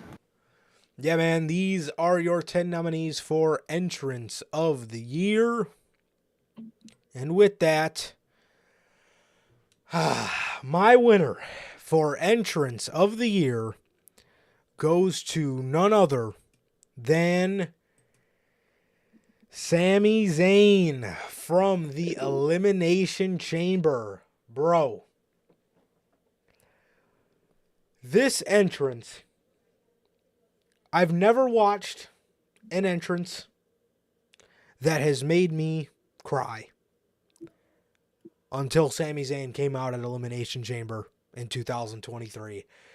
Seeing how hype he was and seeing how hype that crowd was, it was the fucking perfect storybook ending for Sami Zayn. It was the fucking the underdog finally in the main event, finally in his hometown in the main event against Roman Reigns.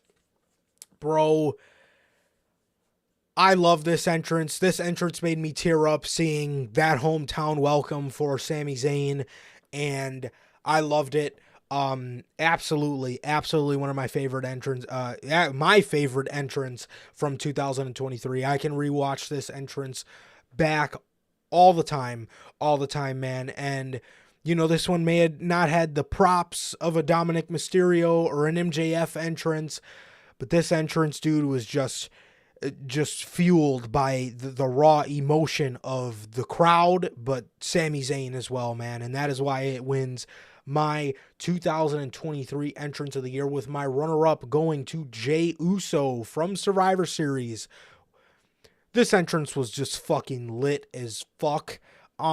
Yes, this entrance just went absolutely insane, bro. This entrance was so lit, dude. Another one of my favorite videos to go back and watch on my phone from the event, because again, if you guys don't know, this one probably includes just a little bit of personal bias from myself because we participated in this entrance.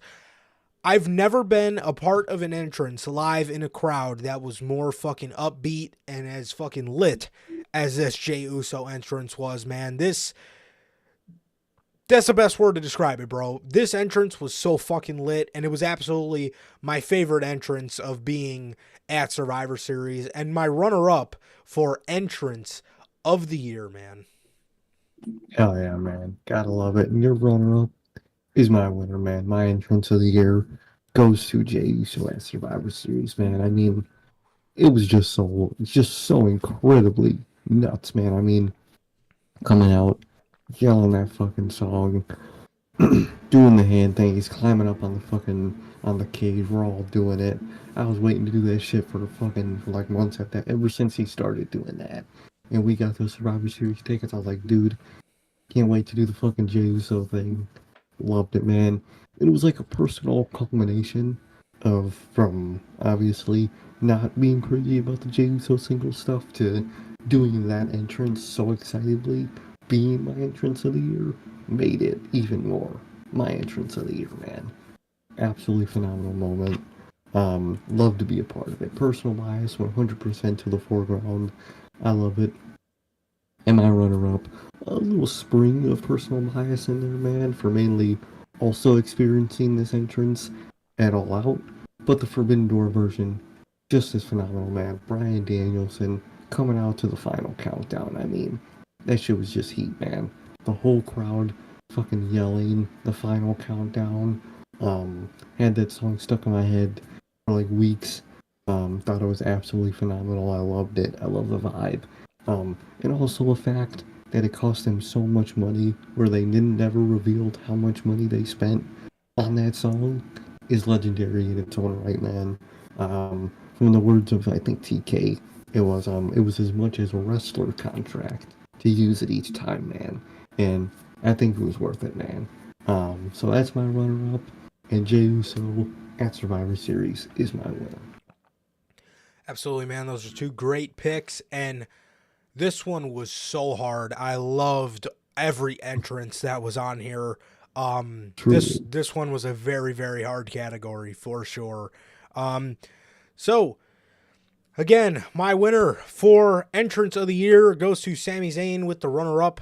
Sami Zayn from Elimination Chamber, with the runner-up going to Jey Uso from Survivor Series, and Sir K's winner of entrance of the year goes to Jey Uso from Survivor Series, with his runner-up going to Bryan Danielson from Forbidden Door. Next up, moment of the year. Oh, yeah, we're getting into it, man. Here we go. Moment of the year. Here are your honorable mentions for Moment of the Year. The CM Punk return promo from Collision on June 17th. Jey Uso pins Roman Reigns after, I want to say 1,294 days being unpinned from Money in the Bank. CM Punk's homecoming from Survivor Series. The 4-pillar promo from Dynamite on March 15th. The CM Punk SmackDown promo from December the 8th. The Christian Go Fuck Yourself promo from Dynamite October the 4th. EO cashes in from SummerSlam. The Devil reveals himself from AEW World's End. And the Mogul Embassy with AR Fox attack Nick Wayne at the Buddy Wayne Academy from Dynamite August the 2nd. Those are your honorable mentions for Moment of the Year. A lot of great moments this year. A lot of great moments, man. And here are your 10 nominees for Moment of the Year.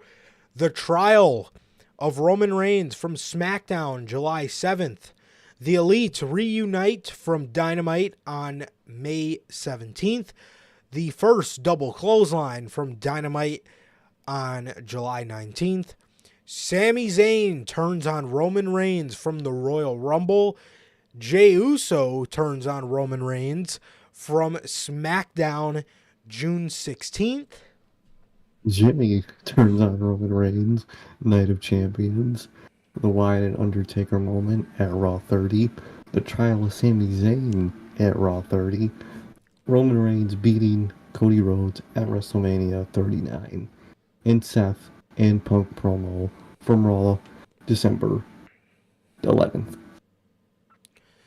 Definitely, man, definitely. So these are your 10 nominees for Moment of the Year.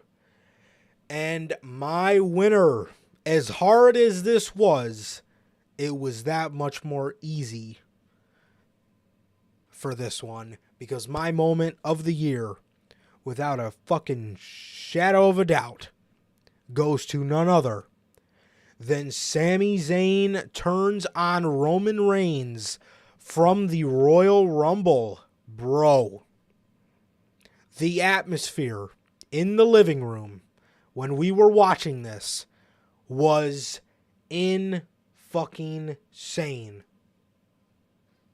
Bro. Dude.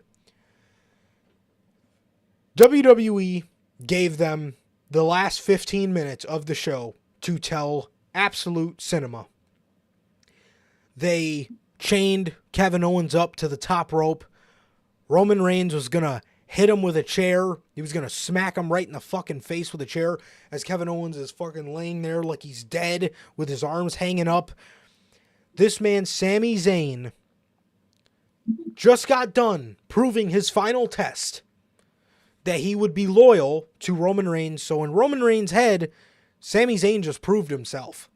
Sami Zayn just passed the test. Roman kept the belt because, the test was for Sami to, valet Roman to the ring and, help him retain the championship.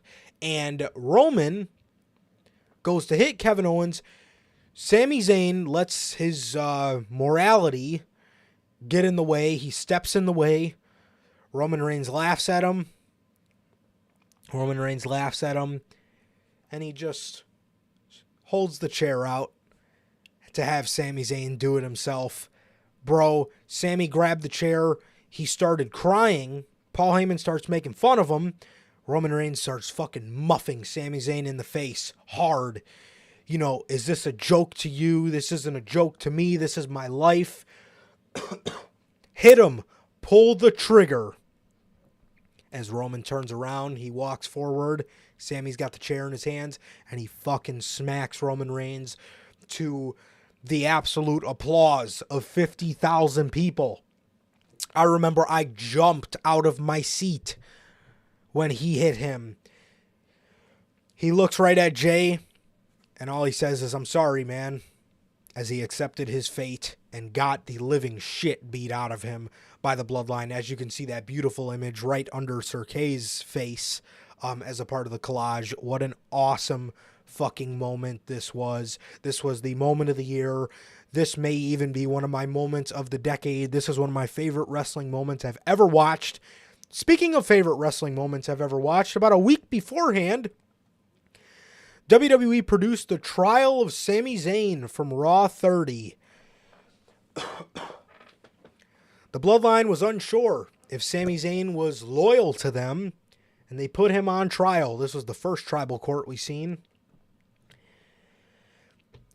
Sami Zayn was so fed up with trying to prove his loyalty, Paul Heyman got done turning on Sami Zayn and pretty much exposing the fact that he didn't like Sami Zayn, even though they all were so fake to him for months.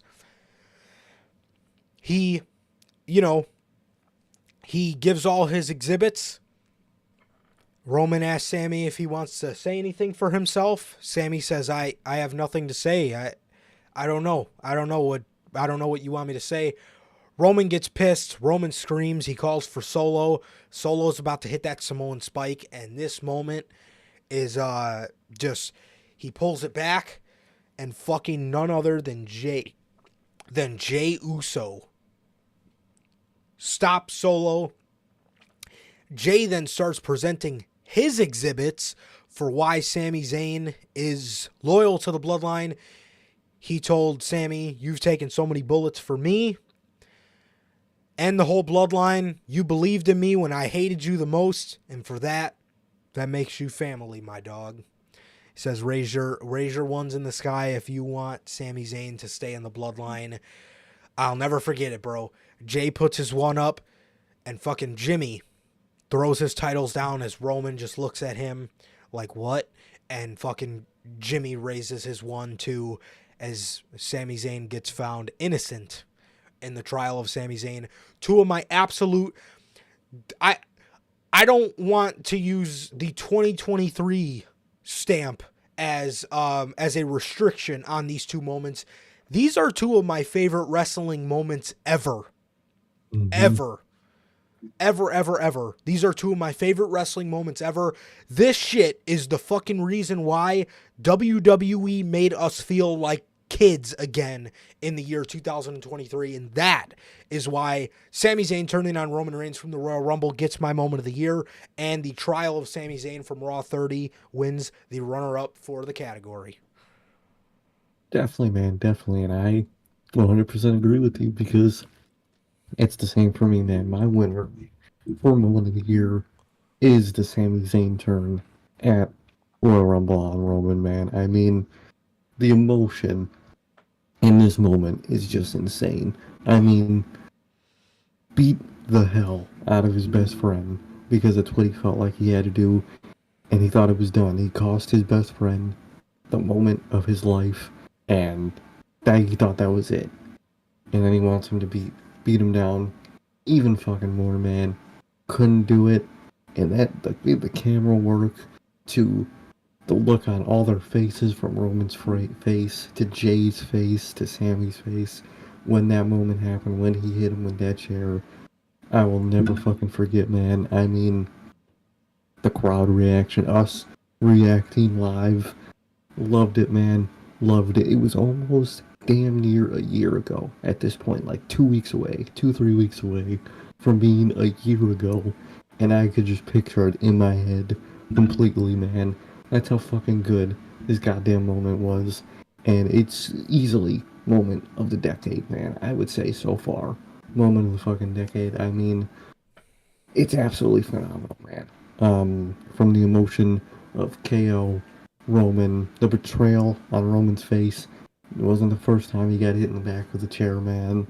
The way he was looking up, just loved it. And Jey Uso yelling at him, why? And why would you do that? Absolutely phenomenal on all fucking forms in every way.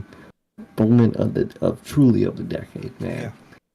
And I have the same runner-up, man. That trial of Sami Zayn segment was absolutely so memorable and phenomenal, the way they did it. The way Jimmy and Roman and Heyman were just going at Sami Zayn at his throat, man, questioning him after questioning him, telling him, oh, you don't care. And then he sick solo on him, man.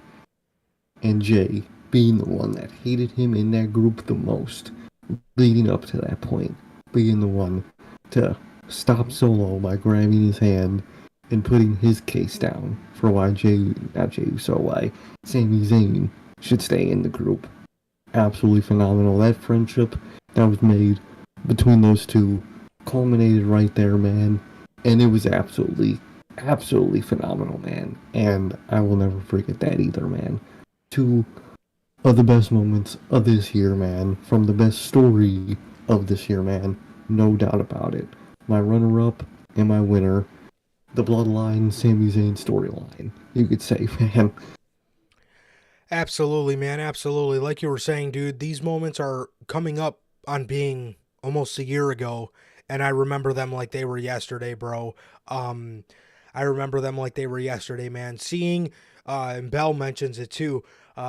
She said she wants Jey Uso to get an Oscar for his performance in that moment. Both of them. Oh, yeah. The trial of Sami Zayn, he sold that exponentially. Sami Zayn was crying at the end of that because he was just so amazed by, you know, just being shown love by the Uso brothers, and then, you know, like you were saying, Sir K, being hated by almost hated and just given dirty looks by Heyman, Solo, and Roman during the trial of Sami Zayn. And then, dude, when I'll tell you, bro, when he hit Roman in the back with that chair, the way he looked over at Jay and just said, I'm sorry, he didn't run. He didn't try to fight back. He knew what he accepted his fate. He chose his path, and his path was that fucking amazing image of him laying with the lay all ripped up, like you see, you know, on like I said, the image of him with the honorary Uso shirt ripped off of him, and the flower petals all around him, just laying there dead. As Roman Reigns, while they're beating him up, Roman Reigns is crying, yelling at him, saying, "How could you do this to us?" When Roman gave him every reason in the world to do that to them. It could have been a movie. It could have been a movie. And when people said cinema after both of these moments, they were absolutely correct. Absolutely, without a doubt. For me and Sir K, the moment of the year goes for Sami Zayn turning on Roman Reigns at the Royal Rumble, with both of our runner-ups going to the trial of Sami Zayn from Raw 30. And with the next category, man, we have Match of the Year. Match of the Year, man. Here are your honorable mentions for Match of the Year. Starting off with Roman Reigns versus Jey Uso in Tribal Combat from SummerSlam. Will Ospreay versus Kenny Omega from Forbidden Door. FTR versus Bullet Club Gold in the 2 out of 3 Falls match from Collision on July the 15th. The U.S. title Elimination Chamber from Elimination Chamber. MJF versus Adam Cole from All In. Roman Reigns versus Kevin Owens from the Royal Rumble. Rhea Ripley versus Charlotte Flair from WrestleMania 39. And the Women's War Games match from Survivor Series. Those are your 8 honorable mentions for Match of the Year. And on to the actual list of your 10 nominees for Match of the Year. Starting off, we have Will Ospreay versus Kenny Omega from Wrestle Kingdom 17. Bloodline Civil War from Money in the Bank. Gunther versus Drew McIntyre versus Sheamus from WrestleMania 39. Roman Reigns versus Sami Zayn for the Universal Championship from Elimination Chamber. And the Texas Death Match from Full Gear. Hangman versus Swerve 2. Bryan Danielson versus MJF at Revolution. Sami Zayn and Kevin Owens versus the Usos at WrestleMania 39. Anarchy in the Arena. Double or Nothing. Roman Reigns versus Cody Rhodes. WrestleMania 39. And Bianca Belair versus Io Sky at Backlash. Absolutely, man. Absolutely. So those are your 10 nominees for Match of the Year. And now we're getting down to the feather rufflers. Here we go. I don't know if this is going to ruffle many feathers, but who gives a shit? Because my match of the year goes to none other than Sami Zayn versus Roman Reigns for the Universal Championship from Elimination Chamber 2023. Bro, this match was my WrestleMania. This match I was so emotionally invested in, which is insane to think about because I knew who was winning. I knew they weren't taking the title off of Roman at Elimination Chamber, but getting to see Sami Zayn tell the story that he did was just something that was so special. I compared the atmosphere of this show and this match to CM Punk Money in the Bank 2011 in Chicago. Everybody remembers that show for the atmosphere. Everybody remembers that show for the crowd.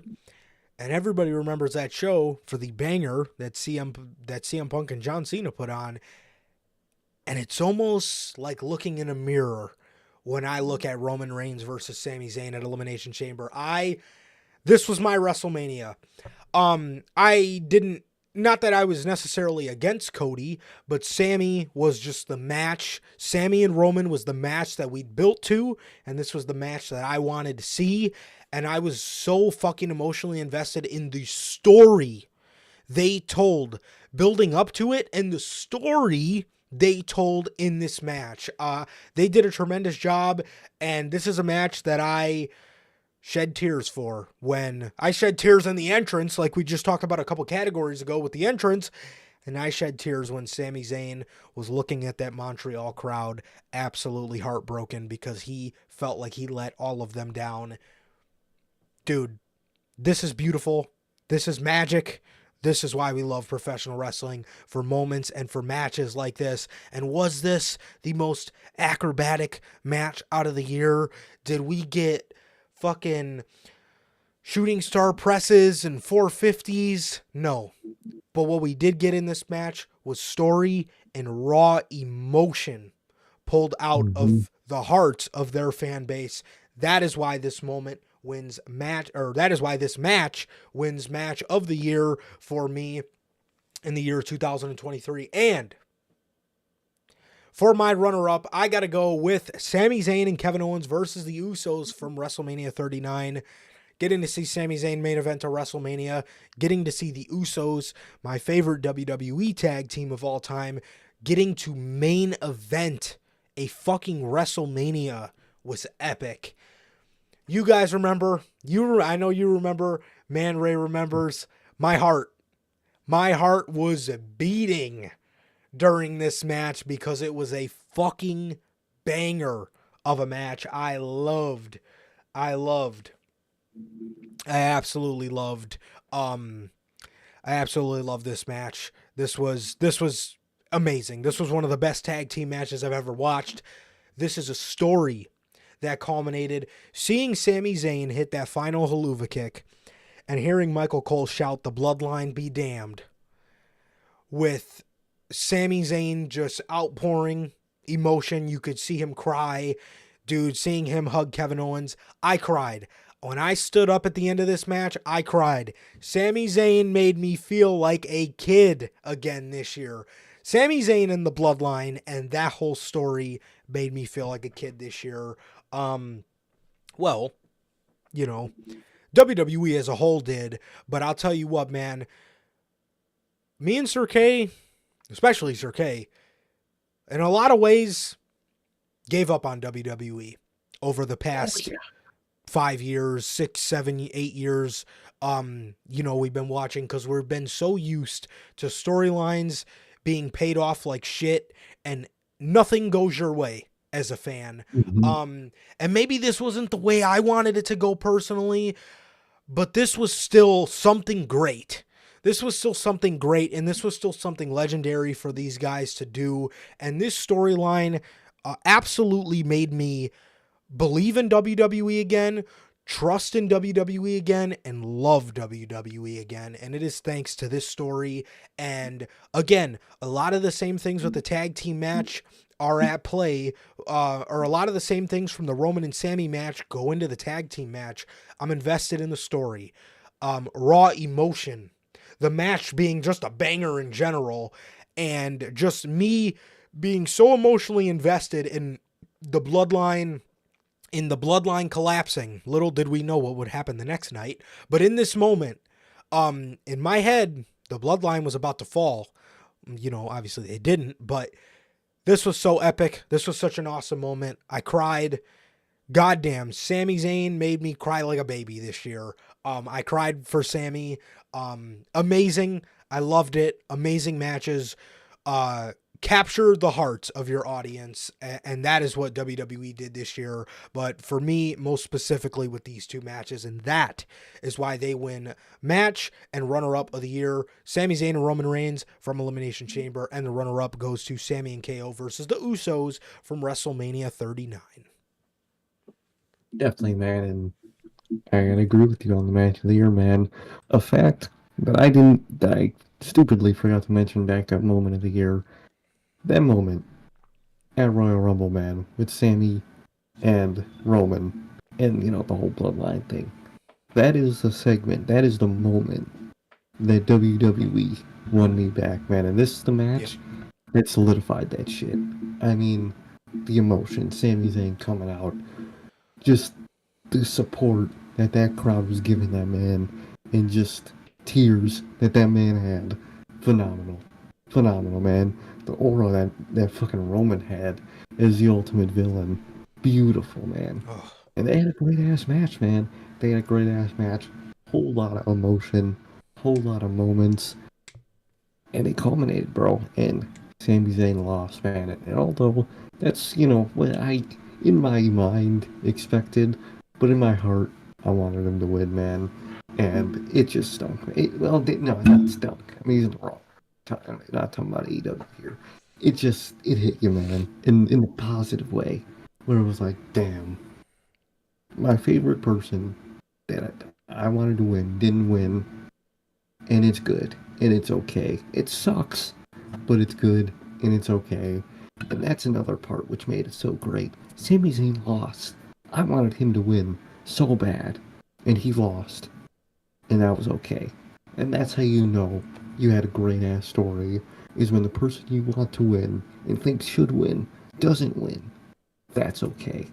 And that was just insane to think about, man. They built that story up for months after months after months, and it paid off genuinely. Is that the match we should have got night one of Mania? In my opinion, yes. But we didn't, and that's okay.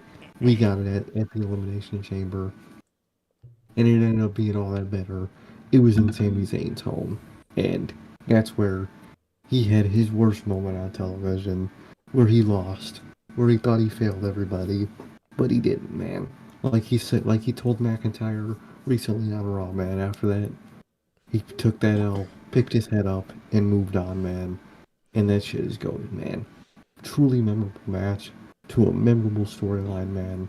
And I absolutely fell back in love with WWE again after that, man. Absolutely. Yeah. Truly, man. Truly. And my runner-up is a match in a story, in a feud that I really like, man. My runner-up is Hangman and Swerve at Full Gear. You guys know me. I'm a self-mutilation mark when it's done right. And that was the embodiment of it, man. And the story was really good. And that is one thing that AEW was always good at, is having a good reason for those super violent deathmatch style matches. Because just seeing random clips of death matches, I'm just thinking, the fuck are you guys doing? You're in some dude's yard, fucking cutting your arm up of barbed wire for no reason. But in situations like this, I love those type of matches because you had a story where two guys just hated each other so much, where one fucking went to the man's house and stood over his child's crib and fucking was saying his catchphrases, and he put his shirt on his child in his crib absolutely phenomenal. Made him so mad to where they just absolutely beat the shit out of each other in their match. And the match had technically they were botches, but the awesome type where you had barbed wire coming loose and snagging Hangman in the face. Little shit like that made the match even cooler, man. I just love the intensity of it. I love the story that built up to it, man. And I love how they did that feud, man. And as of tonight, they are actually continuing it. Looks by it, which is awesome. But I love the way they did it, man. At that point, they had two matches. Swerve, the up and coming star, won both, man. And Hangman looked absolutely fine, man. I thought they did the story phenomenally. I think it is AEW's most valuable story of that they told this year, man. I think it did the most for everybody involved, man. It made Hangman look great again to a point where even in that feud, Swerve was telling him that he lost his edge, man, and he gained it back in that feud. And Swerve was an up and coming star in that feud, and he was made to look hot. And he won the feud up to that point until it was just continued tonight. And it was phenomenal, man. The match was absolutely amazing, man. And it's my runner-up, man. But my winner is Sami Zayn at the Elimination Chamber. Absolutely, man. Absolutely. Logan put an interesting comment. He says, I remember before Triple H took over, you guys were talking about stopping your coverage on WWE and going straight AEW. Bro, Yeah. when Vince took back over earlier in the year and you can start to see it on their television, I was genuinely about to be done because Oh, yeah. after the taste of Bloodline that Triple H gave us, there's no way I could go back to watching an all Vince product ever again. There's no way. Because we've reached, like great fucking peaks in his booking, and to go back to that, I didn't know if I would have been able to do it again. I really don't. But so those are your winners for us for match of the year. My match of the year. Oh, also, I know I talked a lot about how much emotion was in the Sami and Roman match. Don't get it twisted in terms of the match quality. The match was a fucking banger. I don't want any misconstruing there. The match itself, like in ring too, was fucking amazing. Absolute match of the year, bar none. Oh, yeah. Yes, there was that point too. There was that point. Yeah, that was bad. That was bad before SummerSlam 2022 as well. Ugh, horrible. Contemplating it, and look where we are now, man. They're as hot as ever. They got CM Punk back. What the fuck has happened? Yeah, man. They made main event Jey Uso work. Fuck. They fucking turned Roman Reigns into the fucking greatest final boss ever. So yes, my match of the year goes to Sami Zayn and Roman Reigns from Elimination Chamber, with my runner-up going to Sami Zayn and Kevin Owens from the Sami Zayn and Kevin Owens versus the Usos from WrestleMania 39, with Sir K's going to Sami Zayn and Roman Reigns from Elimination Chamber, and Hangman versus Swerve from Full Gear. Next up, man, here are your nominees for Show of the Year. Here are the 10 nominees for Show of the Year. Starting off, we have Royal Rumble, Elimination Chamber, WrestleMania 39, Backlash, Night of Champions, Double or Nothing, Forbidden Door, Money in the Bank, All In, and Survivor Series War Games. All great shows. All great shows. Some ego fests, but still turned out good in-ring quality. But with that, man, my winner for Show of the Year goes to none other than the Elimination Chamber. I love this show. Obviously, we just talked about it with Sami Zayn and Roman Reigns. That main event, as well as the United States Championship chamber match, was absolutely unforgettable. It was an unforgettable night, unforgettable atmosphere, and it was just amazing. It was absolutely amazing. I love this show. This show, like I said, in a lot of ways was my WrestleMania, man, because of the Sami Zayn and Roman Reigns main event, man. That was everything. That was everything I wanted to see. That was what I thought that we built up to, and that was the story I was just head over heels for, man. That, like I said, mixed with that U.S. title chamber, man. Awesome show, awesome atmosphere. Loved Elimination Chamber from this year, man. And my runner-up goes to WrestleMania 39. I say this all the time, but I am just over the moon that Triple H brought back the WrestleMania hype because,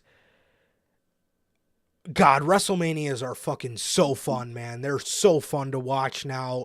They are, I mean, you look at Roman Reigns versus Cody Rhodes for that main event of WrestleMania. We talked about it on Monday.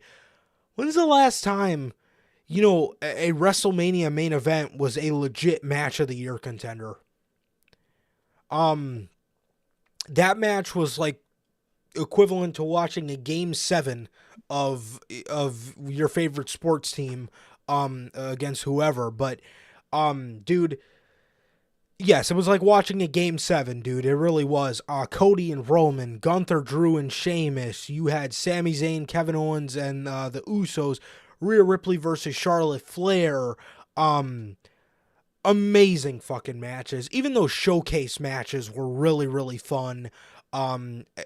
Just awesome. I loved WrestleMania this year, and it definitely gets the runner-up spot for my show of the year. Definitely, man. And your runner-up is my winner, man. I mean, WrestleMania, dog. WrestleMania is on this list, first of all. And that's that fact in itself is what drove it up so much, man. I mean, it felt like WrestleMania. I was excited for the show. I was excited for most of the matches. I was excited for both nights. It was crazy to think, man, and both nights were good and enjoyable. And that's just crazy, man. From the tag match, KO, Sammy and Usos, man, to the night 2 main event, Roman and Cody. Phenomenal all around, man. Cody having his biggest moment, and although his biggest moment, his biggest dream did not come true, it was still awesome, nonetheless, man. And they just, WrestleMania was a joy to watch both nights, and it was a joy to be built to, and I really liked it, man.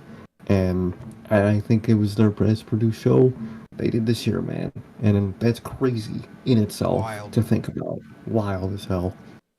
My runner-up. Mm-hmm. Let me ask you. We've been doing these year-end awards for 4 years. Have you ever even considered WrestleMania for a show or runner-up to show of the year? I don't think so. I might have thought about one of the night ones that happened, because I remember all the night ones used to be pretty solid and decent and good.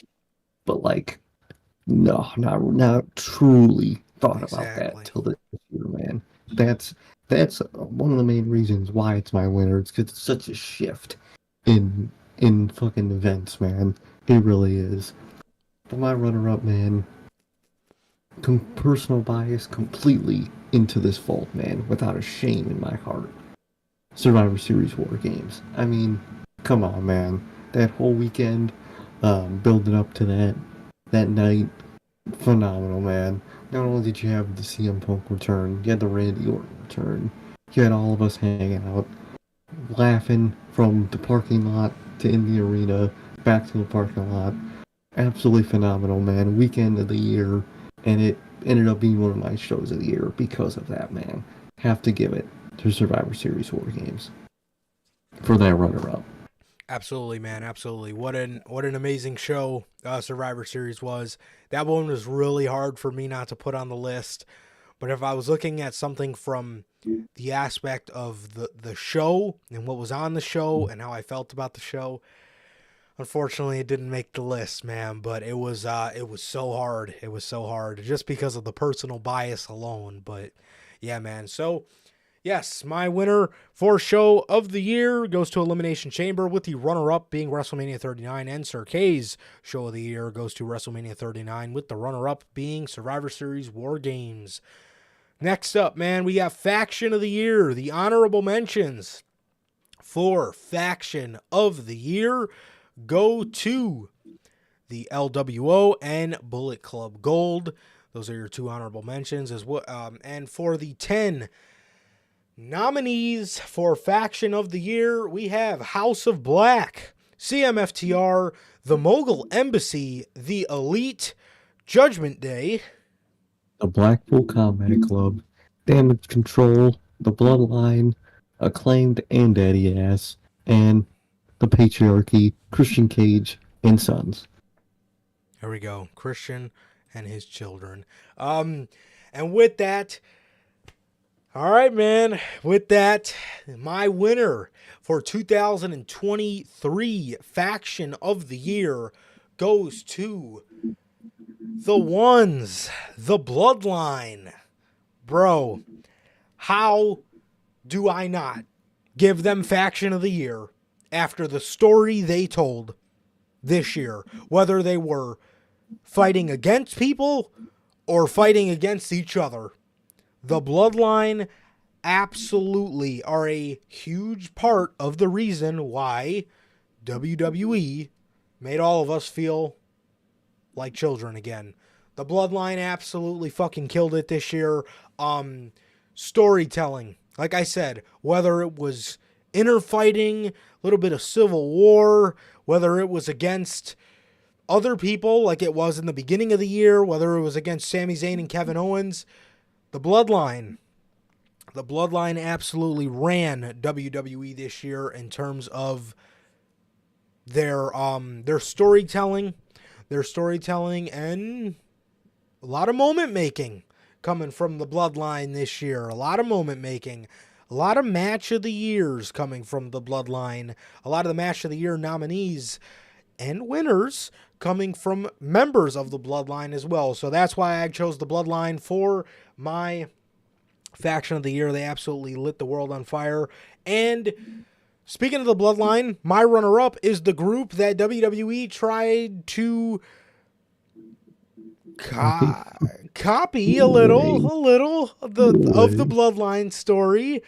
We have the Judgment Day. The Judgment Day had a fantastic year, man. The Judgment Day had a fantastic year. They really did. They got draped in gold this year. Money in the Banks, North American Championships. They added tag championships, women's championships. Rhea Ripley had a match of the year contender. Damian Priest and Finn Balor had a great match at Payback with Sami Zayn and Kevin Owens. And around SummerSlam time, man, Finn Balor was telling a damn good story with Seth Rollins. Him and Damian Priest, all the Judgment Day inner fighting. A lot of great stories have come from the Judgment Day throughout this year. They added JD McDonough to the group. They had a great year. They had a great year, man. They had a great year. And yeah, man, so that is why the Judgment Day gets my runner-up for Faction of the Year.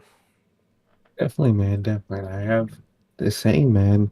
My winner, Bloodline, man. I mean, come on.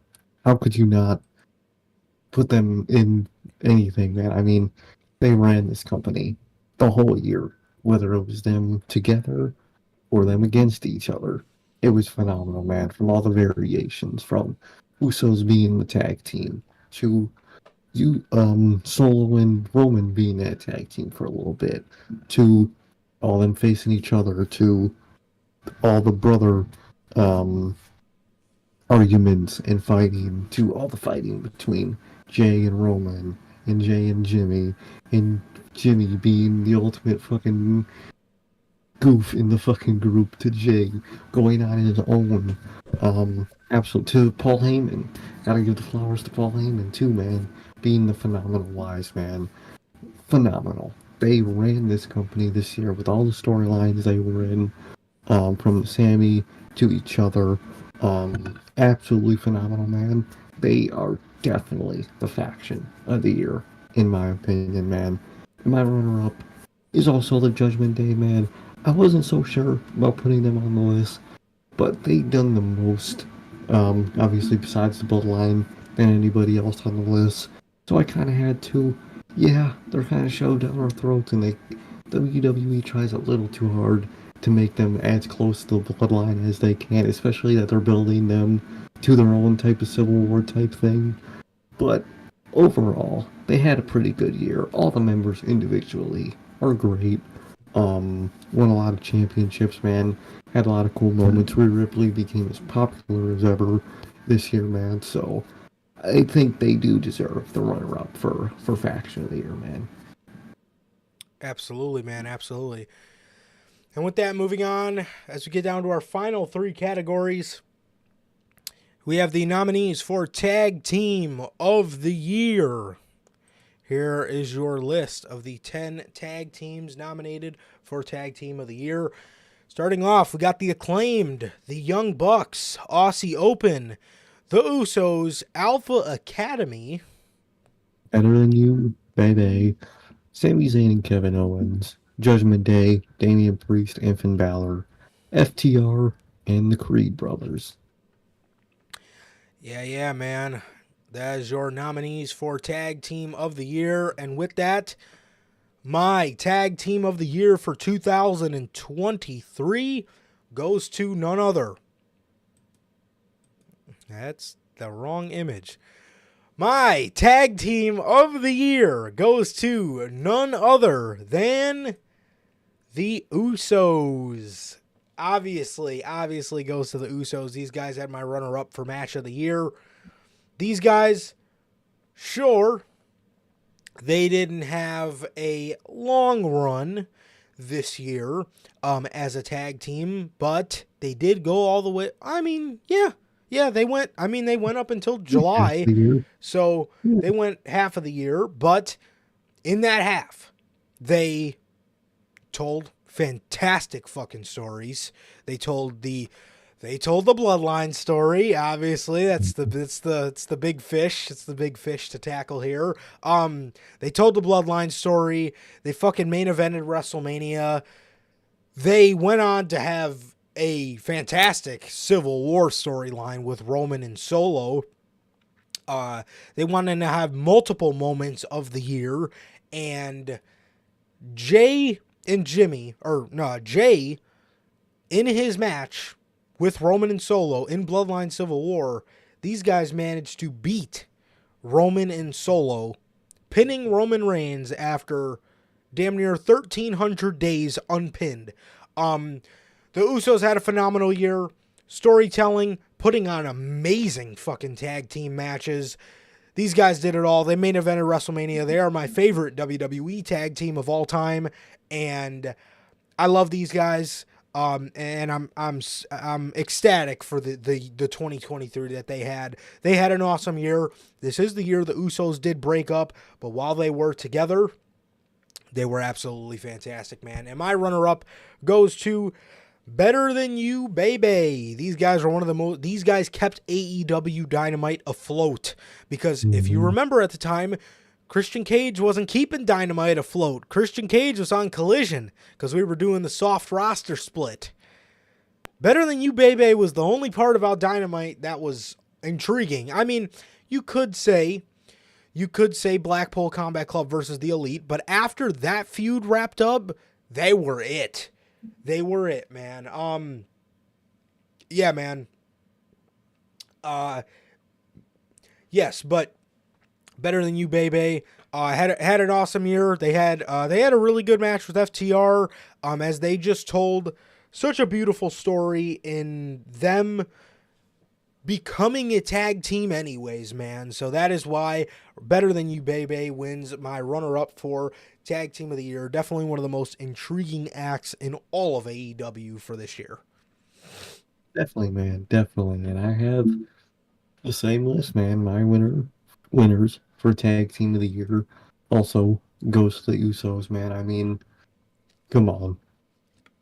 They were a part of running this company this year, all year, whether together or separate. And when they were together, they were at the top, man. I mean, being absolutely phenomenal, putting on phenomenal matches, putting on phenomenal stories with not only, Sami Zayn, KO, all the individual groups on said shows, but with each other, man. Not only each other, their cousin, and their brother, man, from the Bloodline Civil War match.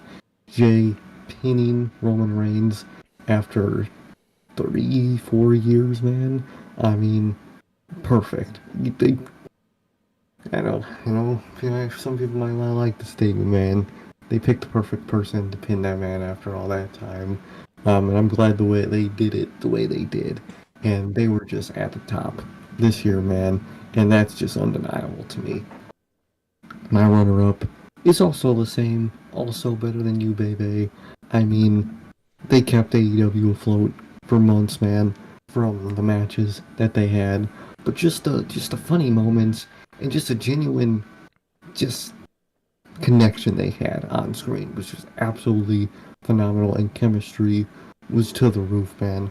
I mean, from their segments, dude, from their recorded segments, and then going to all these places, going to fucking Outback, going to fucking dodgeball with children at fucking Sky Zone, The jumping Chinese around, restaurant. the Chinese restaurant segment, like they were all absolutely hilarious, Oh, the man. gym one too. Oh, The gym one was absolutely hilarious, dude. Funny moment to funny moment. Until the matches, these guys got a fucking double clothesline over. You know what I mean? Like, come on, man.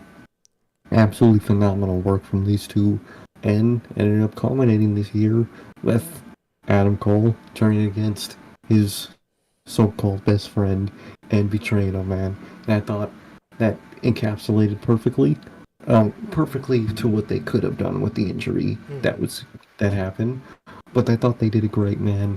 And although they weren't around for that long, they kept AEW afloat, and they were doing better than most of their actual tag teams this year. So gotta give it to yeah. them. They're my runner-up, and gotta give that one to the Usos. Absolutely, bro. Absolutely. So, with the tag team of the year, my winner goes, me and Sir K go with the Usos for the tag team of the year, with both of our runner-ups coming in at Better Than You, baby.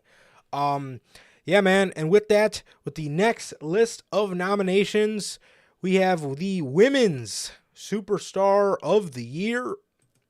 Here is the nominees for Women's Superstar of the Year, man. Starting off, we have Jamie Hayter, Toni Storm, Mercedes Moné, Io Sky, Tiffany Stratton, Charlotte Flair, Athena, Asuka, Rhea Ripley, and Bianca Belair. and with that, my winner for Women's Superstar of the Year for 2023 goes to none other than Rhea Ripley. Dude, Rhea Ripley, absolutely, her star this year has just elevated beyond heights that I don't know anybody expected.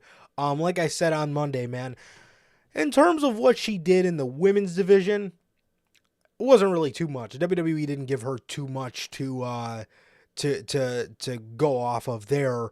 WWE's done a great job with making her almost feel bigger than the women's division, which I don't really know if that's a good thing or not. I'll let you guys decipher that one.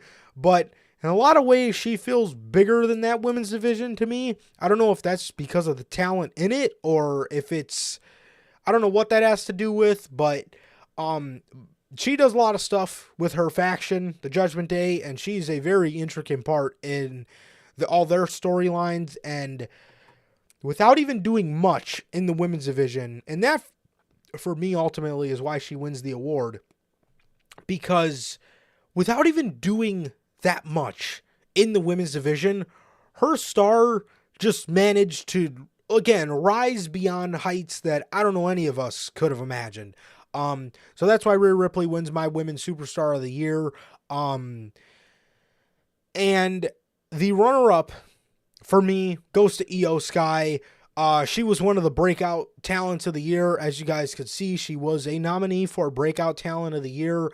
And dude, from last year, for her just being one of Bayley's lackeys and the one half of the women's tag team champions, you go from that to having a nominee for match of the year, winning Money in the Bank, cashing in the Money in the Bank contract, and just continuing to just win over the fans constantly. I mean, Io Sky, I'm so glad that they finally let her showcase what she's capable of, because she is that damn good, and I'm so glad she stayed with WWE to get the chance to do that. Definitely, man. Definitely. My winner for Women's Superstar of the Year, man. For me, it's Jamie Hayter, man. She wasn't champ for that long. She wasn't even doing a lot of big stuff this year for that long before her injury, man, and before her championship reign. But while she was champ, man, that's what I cared most about, the women's division at the time. That's what I thought I was most promising. That's when I paid attention the most, man. I usually, even right now, AEW, when they have their women's match, halftime, I don't pay attention, man. I really don't. But when Jamie Hayter was champ, I did. I really did, man. She went from, you speak about someone being a lackey, she was Britt Baker's lackey, and she rose above Britt Baker in popularity, and I think in talent. And she became champ, man. And although she didn't get many promos and, time by herself in the ring, man, she was still there, telling stories, teasing stories with Britt Baker that sadly, didn't happen because of injury. And I just cared most about women's wrestling this year and the women's division, especially in AEW at that point when she was champ, man. And although it didn't last for that long, it stuck with me this long, and I really cannot wait for her to come back, man. Truly cannot wait. My runner-up, I think, has to go to Rhea Ripley, man. I mean, you said it. Talk about fucking star power and popularity, man. She is the internet's mommy this year. That's funny, but like, everybody knows who she is at this point. Friends outside of work know who she is at this point. That's star power. And nowadays in wrestling, that's how you know you're big and you made it. And she's just done a phenomenal job this year, keeping that. She's a champ, man. She carries herself phenomenally. She's the unofficial leader of the Judgment Day. The dynamic with Dom is fucking hilarious, man.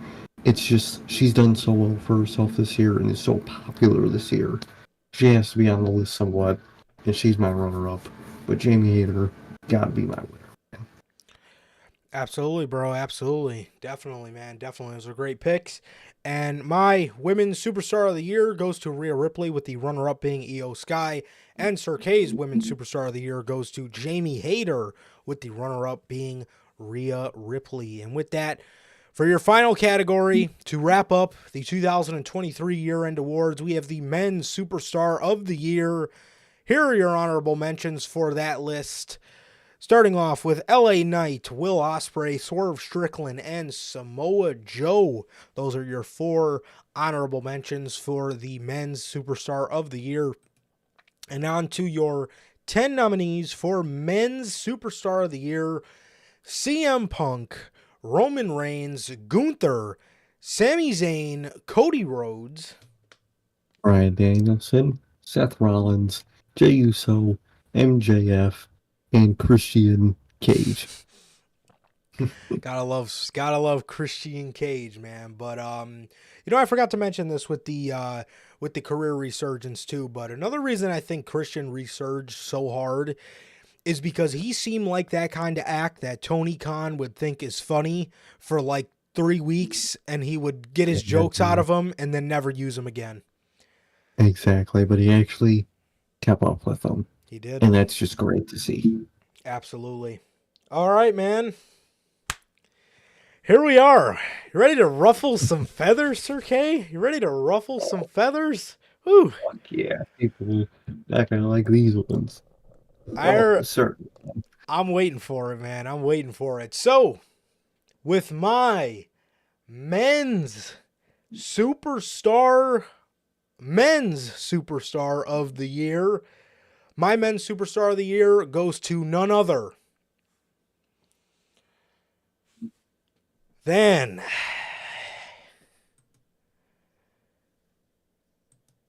the tribal chief, Roman Reigns.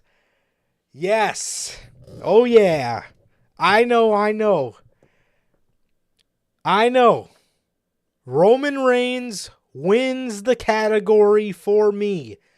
This year, I earned a different level of appreciation for Roman Reigns. Ladies and gentlemen, and I know, I hear it all the time from my brother Logan. I hear it all the time from him. I know, he's never there. I know. Yesterday I told this man, I hope we're still friends after the year-end awards, and this is why. I know. Just relax. Let me explain. So, Roman Reigns, this year, a lot of people give him slack for not showing up. And I understand, because I would like his presence to be felt more as well. I get it. I do. But let's not forget, up until SummerSlam, up until August, this man was damn near there every week. Maybe not every week, but he was frequently on television. Yes, that I was waiting for you to bring up that point. Yes, he did defend his title 5 times this year. But how many times did you care about a Roman Reigns title defense? 5 times you cared about a Roman Reigns title defense. Roman Reigns told the Bloodline story this year at a level that we will probably never see ever again from Roman Reigns. I say it all the time. Roman Reigns is the kind of guy we're going to look down the line and we're all going to look back and say, damn, Roman Reigns was fucking great. So you got to appreciate Roman Reigns while he's here, bro. You got to. People did the same thing with John Cena.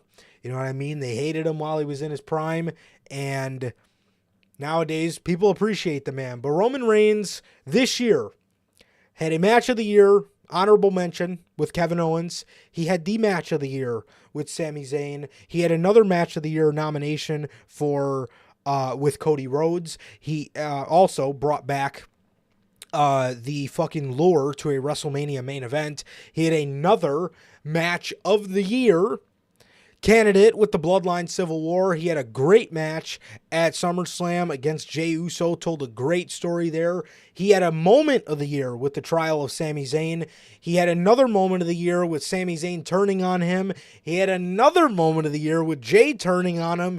He had another moment of the year with the trial of Roman Reigns. He had another moment of the year with what's his face? Did I say Jay or whoever one I didn't say? The other twin. He had another moment of the year with, I think I didn't say Jimmy, with Jimmy turning on him. Moment maker, game changer is Roman Reigns. Roman Reigns when he beat another moment of the year was beating Cody Rhodes at WrestleMania. When he beat Cody Rhodes at WrestleMania, there's never been anybody in the history of WWE that looked more unbeatable. And more like the greatest fucking final boss of all time than Roman Reigns. And that, for me, is why Roman Reigns wins Men's Superstar of the Year. Again, I earned a different level of appreciation for Roman Reigns this year. And while everybody seemed to tap out on Roman Reigns this year, coincidentally, this was the year I finally came around to him. And he's right outside of my Mount Rushmore. I think he had a fantastic year. Fantastic matches, fantastic stories, fantastic moments.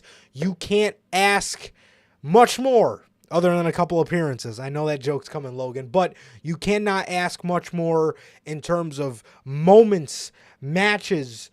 He was a nomination for Entrance of the Year. Epicness. You can't. Roman Reigns did it all this year. You got to appreciate him. I see everybody sleeping on him this year, and I'm here to put the Roman Reigns hate to bed. Even though I know it's not going to go to bed, I'm going to try to put it down. So Roman Reigns wins my Men's Superstar of the Year for those reasons alone. With the runner-up going to MJF, man. MJF was the AEW champion for the whole entire year. up until the last 2 days. He had a fantastic year. He had a fantastic year telling great stories. He told a story with Brian. He told the Four Pillar story. And then he would occupy his summer with the Adam Cole Better Than You Bebe story with some more stories mixed along in there. The story with Samoa Joe was in there as well. The story with Jay White, which was kind of but, we'll leave that one out just for the sake of me trying to prove my point. Match with Bryan Danielson. The 60-minute Iron match with Bryan Danielson, the Four Pillars match, the match with Adam Cole from Dynamite, the match with Adam Cole from All In. Even his match with Samoa Joe was pretty good. MJF told great stories. He got a fucking double clothesline over. He put on great matches. Amazing year for MJF, and that is why he wins my runner-up for Men's Superstar of the Year. Truly, man. Hell yeah. And Logan, I love you, dog. I'm sorry. My winner this year, Men's Superstar of the Year, has to go to the Tribal Chief himself, Roman Reigns. I mean, dude, come on. I don't give a fuck how many times he defended the title this year, because what do we always say, man? Quality over quantity. You could defend your title fucking 20 plus times a year, and I could give a fuck. But Roman Reigns, every 5 title defenses he did this year were phenomenal, and I cared about it, and I was invested in those matches, man. Not only that, the stories he told with so many people this year was just absolutely phenomenal, man. Sammy, KO, Jay, Jimmy, all the teases with Solo, the dynamic with Heyman. Fucking phenomenal, dude. Absolutely phenomenal. His aura has just increased this year tenfold. And beating Cody was truly a moment of the year that solidified that, man. I mean, he beat Cody in his biggest moment of his life at WrestleMania.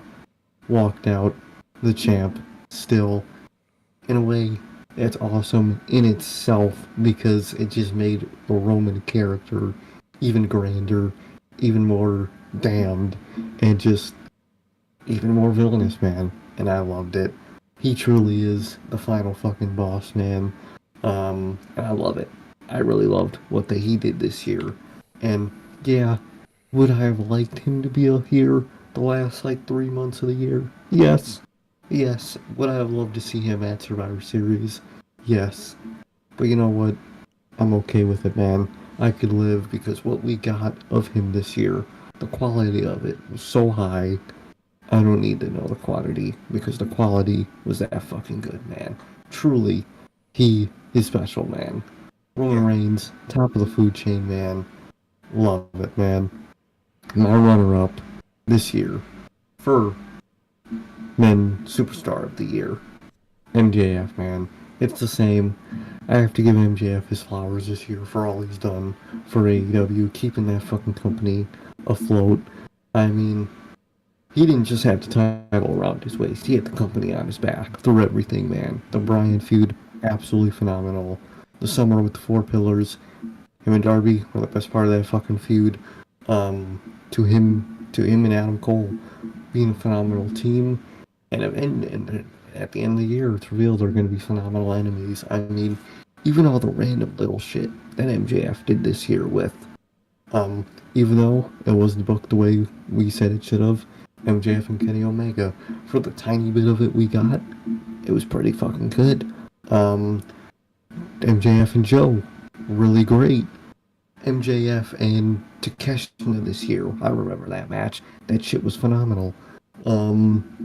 MJF had a really good year. And another part of MJF this year that was really good was the character change, man.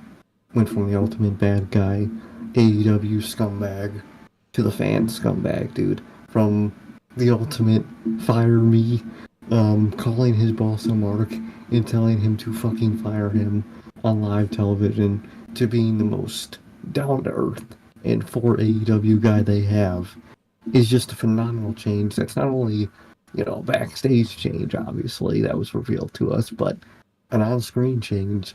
It's hard to come by that turn the ultimate heel into an ultimate babyface, and they did it this year, man. And it was phenomenal, and I love seeing that journey, and I cannot wait to see him back, man. I really can't. And he's my runner-up, man. But the GOAT himself is my winner, Roman Reigns. Absolutely, man. Absolutely. I think a lot of people are not. This is the whole entire year. Every other year with Roman Reigns, I could go back and nitpick. Well, this part wasn't so good, but this part was absolute trash. Like in 2022, first half of the year, horrendous. Vince McMahon's Roman Reigns is what that. Vince McMahon's tribal chief is what that was. At the end of the year, we got to see the entirety, or we got to see what we seen for the entirety of this year. Whether he only showed up a handful of times or not, every time he showed up, it was fucking great. So that is why Roman Reigns wins my men's superstar of the year, and indeed, he is very special, and I really think people should, I really think people should appreciate Roman Reigns while he is here, because man, the Roman Reigns disrespect is way too much than for what he deserves. I mean, ladies and gentlemen, we could be getting the big dog right now. You know, you got to think about it like that. So from that to being the greatest fucking final boss, in my opinion, the greatest WWE champion of all time, I think we got somebody very special on our hands, and I can't wait for him to get his flowers from the rest of the community. But from the Notorious Heels podcast, Roman Reigns absolutely gets his well-deserved flowers this year, man. So those are our winners and runner-ups. Me and Sir K did share the same ones for this category, man, with our men's superstar of the year going to Roman Reigns and our runner-up going to MJF, man. So those are our winners and runner-ups for men's superstar of the year. As that is going to do it, man, for this edition of the 2023 Year-End Awards, man. I think it turned out great. I hope you guys did have a great time. I think we lost Bell somewhere in here. I think we did lose Bell to the sleep monster. So yeah, man. Thank you guys for real, though. Thank you guys so much for coming in and hanging out with us, man. This is, like I said, and I'll say it every year, this is one of my favorite shows to do and to produce. I love producing this show every year, man. Definitely up there. One of my top favorites, man. I love it. I love it so much, man. So, for real, man, thank you guys. Thank you guys so very much for everything. Everybody that came out. Pops, Logan, Bell, Man Ray, Matt. Thank you guys so much. Thank you guys so much for coming out and enjoying some year-end awards with us, man. So, for real, thank you guys so much. We love you guys. And it has been always a pleasure for my Johnny Mayhem. And Sir K. And that is going to do it for the 2023 Notorious Heels Podcast Year-End Awards. And what a year 2023 was for the world of professional wrestling. And I hope 2024 is all that much more epic, man. So with that, cheers to a great 2023, and cheers to what hopefully is a great 2024. Thank you guys so very much. Thank you guys, man. We love you guys. Please like, comment, and subscribe, and we will see you guys on Friday with the news. Peace.